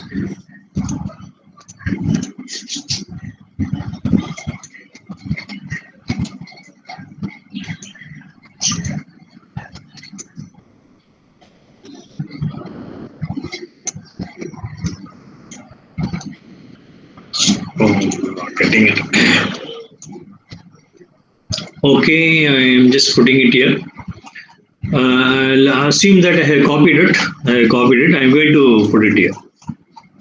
Okay. So let me write it. So just check very clearly. Participant, just click. So this epidemic proves to be impacted the natural life. Okay, I spoiled the natural. So let me put it in my own sentences. Okay, this epidemic proves to be impacted or spoiled. Okay, spoiled the natural life. Okay, fine. So this is the finding of that particular paper, and I am putting it in my review of literature. Okay, so that review of literature, you have steps. Okay, 1, 2, 3 steps. That is the paper and the finding, and your paper and your finding and your interpretation for that. So all these things, I think your guide will be explaining it to you. Okay, so let me explain how to put the literature here. Okay, cite it here. Right now, this is the paper. So now I'm going to cite this paper. If I'm not citing it properly, then the journal will reject. So that is the reason why I'm just putting it here. Okay. So as a simple step, see here. I have finished the sentence. Now I have to cite it. Okay, cite the paper. So I'm going to insert. I'm sorry, references. So here with your Word file, you can do this. Okay, so references. Okay, short. So references, I am going to insert citation. You can see here, I am going to use APA style because it is behavior. I am going to use APA style because it is a behavioral research. It means it is psychology, so I have to use APA. Okay, and insert citation, add a new source. So if I click that add new source, this box will open. Now it is a journal. Now the author of the particular journal is Anupam Deepika. Okay, so let Anupam, Control C. But dear participants, see what I'm going to do. This is first author. I have put. If it is going to add second author, see this. This is semicolon. I'm going to use semicolon. Okay. Now I'm going to bring the second author here. So Deepika, the second author. So Control C, and I'm going to bring it here. So done. So title of the paper, changing. Okay, changing consumer behavior towards online shopping. Okay, online shopping. Okay, so journal name, it's here, Academic of Marketing Studies. Okay, which city, publisher, which city? I can see Punjab. Okay, let me put Punjab, Tapa. Okay, this is Tapa. So I hope it is a city and a year 2020, month pages, this page 1 to 10. Pages 1 to 10. Okay, volume. Okay, volume 24, issue 3. Volume 24, issue 3. And here you can see, you can use the year access that you are accessing now. Okay, so today you are accessing. So let me put 11/11/2020. So digital object identifier, DOI. Okay, digital object identifier. If it is there, you can put it. Okay, usually in all abstracts, papers, you can see this. Okay, fine. Now I'm going to click OK. So like this, now you can see as per the APA style, now this is done. Okay, right. So after writing all the literatures, okay, citing all the literatures, you can insert now. Okay, assume that there are 10 or 20 citations. Now, after finishing this, and finally, you can include the bibliography. So let me include the bibliography. Okay, now you can see, so whatever I typed it will come in bibliography. So whatever citations you give, almost everything will be falling in the order as per the APA style. Okay, now imagine that you want to, if the paper is in MLA style. So see here, I am going to change it into MLA style. So if I change it into MLA style, you can see this entirely changed. You can see only Anupam author name is there. There is no year. And here you can see inverted quotations. Okay, that is for title of the research, but not for the journal. Right? If it is APA, now again it changes. Okay, so 20. So this is the right method. If you're not using this, it will also fall under plagiarism. Okay, it will also fall under plagiarism. Okay, so this is second part which I want to tell you. Right now, the third part. Okay, the third part is writing without plagiarizing. Okay, writing without plagiarizing. So for that, I'll just quick review. Okay, about a paper, and then I will show you the demo, and then I will say, see, this is the techniques of paraphrasing. So what I did, from a paper and the PDF file I showed you, I have taken the findings and I have made it. Now paraphrasing is rephrasing the sentences or paraphrasing the actual sentence. So the main idea is the main technique. So paraphrasing means changing the wording of a text. Okay. So here everybody go wrong. Okay. So I can see researchers wherever I go. This is my almost my actually in the sir when he introduced 28 is almost 100. I crossed more than 100 workshop on only plagiarism. Okay, only plagiarism. Okay, so in all the workshops I can see there is a doubt. Sir, I am citing that, but even though they are telling it is plagiarism, so you are citing that. The citing means you are already copying it and you are putting it and you are telling that it is already cited. That's a wrong way. Okay, that's a wrong way. So what you need to do is you need to cite it, okay, in such a way that after writing it, after paraphrasing it, you need to cite it. Okay, so there are three techniques. Okay, I mean 3 steps which you need to do. Okay, in order to avoid this plagiarism. So first one is changing the vocabulary by using synonyms. Okay, so from a paragraph, when you take something, you need to change the vocabulary. Okay, and you change the vocabulary, the synonyms. Okay, so I have given you argues can be changed as claims. 18th century can be written in numbers like 1700. Wages can be written as labor cost, or economize can be written as savings. Okay, right. So like this, synonyms can be changed. Words can be changed with a synonym. Okay, so that is vocabulary, changing the vocabulary. Second one is changing the word order. Okay, word order. And see here, the best explanation for the British location of the Industrial Revolution is found by studying demand factors. This is the actual sentence. Now here, a focus on demand may help explain the UK origin of the Industrial Revolution. Okay, you can see here, the best explanation of the British location of industrial. So this can be made it in other way. So British origin, I have changed it in the UK origin, right? So Industrial Revolution, I have made it, Industrial Revolution is here, I have taken it to the last part of the sentence, right? So word order can have to be changed. Okay, word order have to be changed. And the third one is changing, and third one is change. The second one is word class. Okay, second one is word class. Third one is word order. Explanation can be explanation noun. It can be changed as verb. Mechanical is an adjective and it can be changed as mechanized verb. Profitable is adjective, can be changed to profitability. So by changing this order, the word you can avoid this plagiarism part. So let me show you a demo.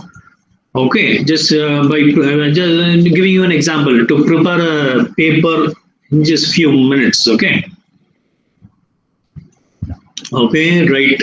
Yeah, I'm just giving you a live demo how the software does this work. Okay, the software is doing the work which I'm doing now. Okay, right. So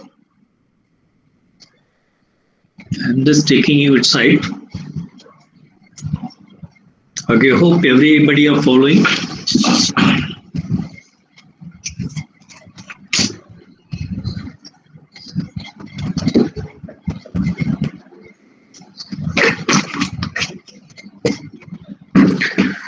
Okay, just giving it a little bit hand.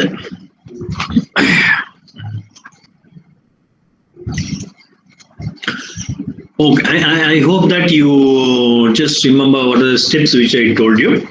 When you're practicing in all workshops, mostly 99% of participants ask me this. Okay, so let me prepare a paper in just 5 seconds or 30 seconds. Okay, so consumer behavior towards COVID. Okay, so this is the paper which I may target. So I am searching it.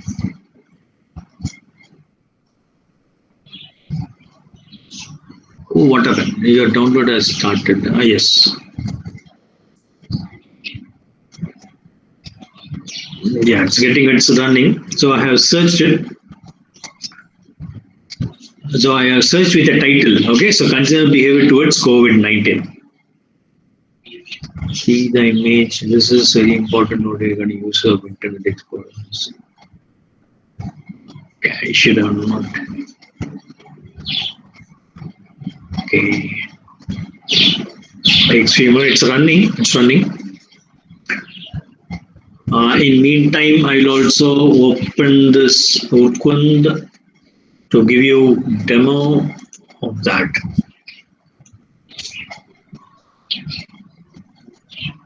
Okay, so it's already ready, so nothing to worry about it. So I'll close this. So in order to avoid that hanging and time spent on that, so I close all this. Now Urkund assignment maker.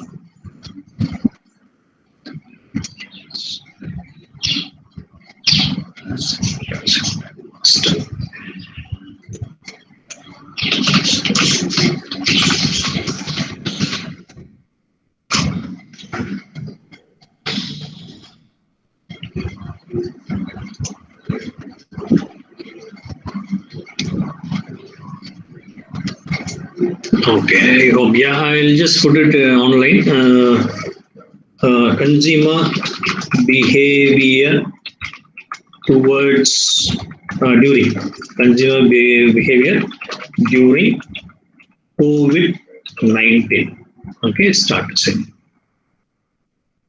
Okay, yeah, you can see here, my dear participant, it started to search. So let me close this one. Okay, it has started to search with that particular title. Okay, so it is preparing a paper. So I want to show you the steps. So paraphrasing step. Okay, now, as I told you, the first part is it is asking to search. So these are all sources. These things you need to do some homework on it in order to bring out your actual best paper. Okay, best paper. So now, as I said, okay, in order to avoid the plagiarism, it is asking you to select. Okay, so I have selected all the sources. Now I'm going to use next step. Okay, I clicked that next step. Now in the next step, see here, it is highlighting some words. I told you, you need to change the synonym of the particular word. So fundamentally, it is giving you suggestion to primarily, originally, essentially, radically, like that. Change. Okay, turn like this. Okay. Now, if I click random, it will change automatically. Randomly it will change. So see here, so this fundamentally change word no. So I'm going to click random. Okay, now these words will be changed into another word. So I'm going to click next step. Now it is changed. So now this is a change version. Now the second one is the word order. It is asking you to shuffle it. Okay, so random shuffle. So now it is shuffled. Okay, now next step. Sorry. Now it is giving you a chance to edit manually. So this paper, okay, so this is the paper. It is asking you to change manually. So I just don't want it. So let me go to the next step. Now bibliography. So it is asking you which model you want, whether APA, MLA or Harvard. So I want APA. I'll click all the sources. So this is the sources. Okay, I have clicked it and I'm going to click next step. So next step is now the paper is ready. So assignment master has finished the work. So I'm going to save Word. Save that particular assignment into Word file. So now it is downloaded. So the paper is downloaded. Now I have just shown you a sample because there is no time. I have just updated. I have shown you only one particular aspect of this paper. Okay, right. So now this is the paper. Now you need to do many homework, more homework on it. Okay, now just opening this Word file. Okay, so this is how you need to do it. So if you are not aware of all these things in order to change the word order, or these are all basic. If you're, you need to have a very good rapport with your supervisors so that they can teach you all these things. So you can teach all this. There is open Mendeley is there where you can use it. So there are many options, softwares where you need to get really. To do your research. Okay, so now this is the paper. So this is the paper which we prepared. Now it is the raw paper. Okay, this is a raw paper. That means you need to do more work on it. Okay, so you need to put citations in the middle. So whatever citations you have done, you need to put it in the middle and then you have to work it. So this is how you need to write a paper, okay? And then now coming into the plagiarism part. Okay, so this is Ukun software. Okay, this is the version. So Ukun has given me to use this for my workshops. So now I'll just tell you one particular paper and I'll show you how it detects. You need to be aware on it. You have to really be aware on it, because it is really it is needed to know what is happening. So let me click this paper, 26 Principles of Marketing. I'm just clicking that paper. Now, as a supervisor, usually what it happens when you need to submit it to a supervisor, and the supervisor will check it. Okay, will check the paper. Okay, will check the entire paper, and if it is, see this 40%, 26%. Okay, this 26% similarity is from paper. Okay, so you need to see this 44% receivers average. This is 40% receivers average. I mean average on this particular issue. So 26% this part. So view the entire document.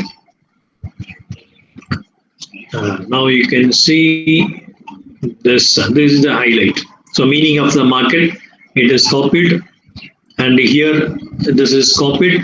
As a supervisor, what he will do means he will delete this one. Okay, so this doesn't make any sense. That's not copied work, but it will highlight, because his software it will highlight. So it is the responsibility of supervisor to delete that particular part and then submit the report to the university.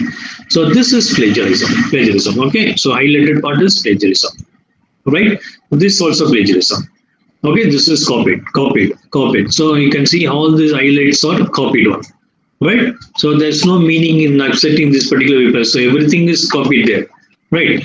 Now, the highlight is that I want to give importance on the analysis part, where sometimes when you run it, it will show that it is highlighted, it is plagiarized one. Say, for example, the marketing mix, as of all you're from marketing and commerce background. So this part will be again and again repeated. So the 4 P's are price, place, and product. Okay, and this you can't rewrite. Okay, so what you need to do with the supervisor responsibility, you have to click this, and then you need to remove it. Okay, you need to remove it. So the 4 P's. So this part is not a plagiarized one. So it is a common term. So you need to uncheck it. Okay, uncheck it means it will be removed from the plagiarized one. So similarly, if there are any like significance 001 headings, all these things will be highlighted. It will show that it is plagiarized one. So it is the responsibility of the runner, okay, the plagiarism checker, to remove all these things. So it may take, for thesis, it may take minimum 2 or 3 days to really go through it and then to take it. So the actual part is with the supervisor. So supervisor have to run this and you have to submit the report to the university. This is the actual method. Okay, this is the actual method, but we are asked to submit to university. I know that, and the university people are doing the right work, so they are checking it and they are giving it. If sometimes they make any error, you may just tell them that this is the procedure. Okay, right. So I have removed it, and then now if I see the report, it will tell that it is 24%. So earlier it was 26%, now it is 24%. Okay, fine. Now it is exactly 4. I will stop with this. If you have any questions, you can ask me.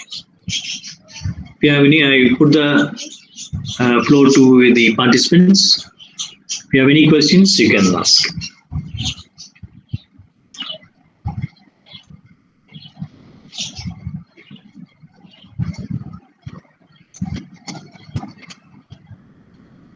Daniel sir.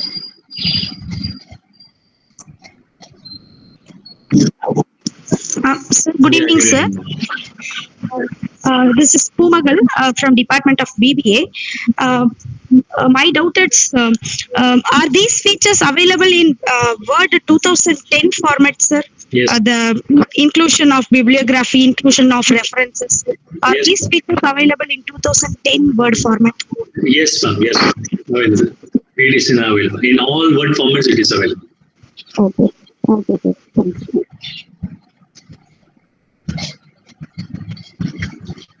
Any other doubt?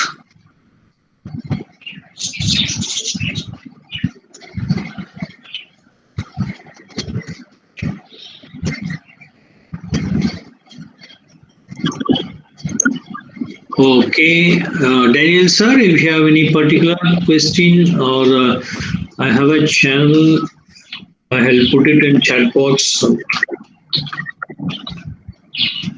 com/130 KSHORE. Okay, you can always see my videos there and you can very well comment on it. I have put it. But I'll be always happy to receive comments and any doubts regarding the session as well. Okay. So do subscribe my channel as well. Sir, Daniel sir, is this okay? It's okay. Fine. Yeah, any doubts you can. Participants, if you have any queries related to this, you can ask. Any aspect of publishing journals related to your field.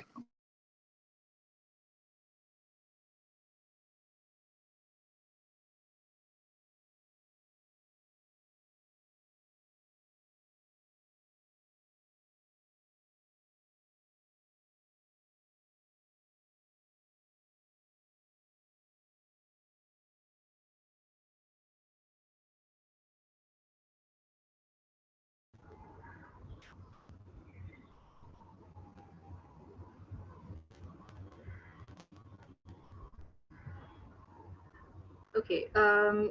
So unfortunately for this session, we are unable to take the question and answer as we've informed you.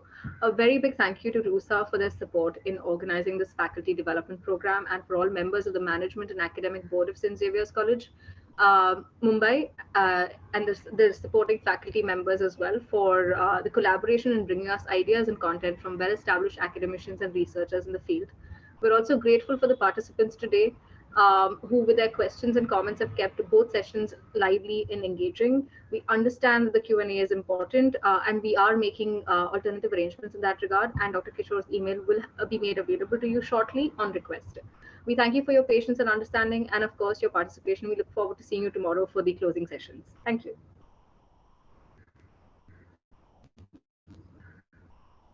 The feedback form link will be put in the YouTube comments. The feedback link has also been posted on the Google Classroom.